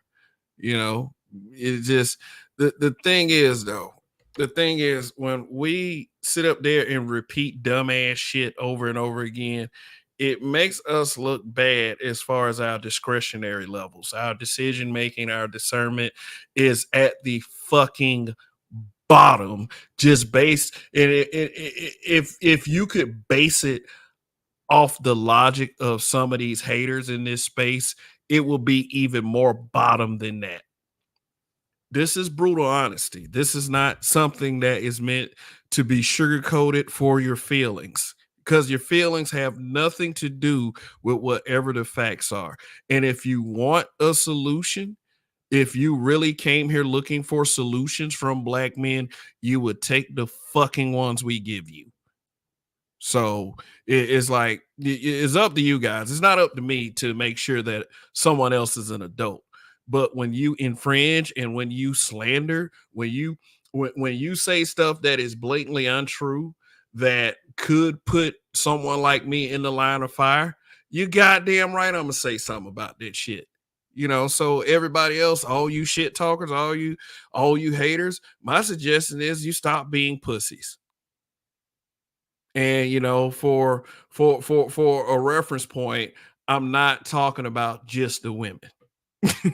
Women, and technically are supposed to be pussies, but it's very unbecoming for a man to be that way, and is a very disappointing look to me. I'm not God, I'm not the top authority in all this, but I am some goddamn body that can call your fucking ass out. So all you haters that look at this smoke show and say, no, I ain't going over there, hey, you might have come up with a great idea, because see, the thing is, no one, especially in this community, wants their reality shattered. And that's just what it is at the end of the day. Can you imagine someone that is calm and as good or as diplomatic as me shattering your reality forever? So that's my challenge to you. So hey, maybe in 2 weeks somebody show up to the smoke show that actually doesn't like me. Cause I seem like, I don't know, for the most part, I believe people think I'm a cool guy.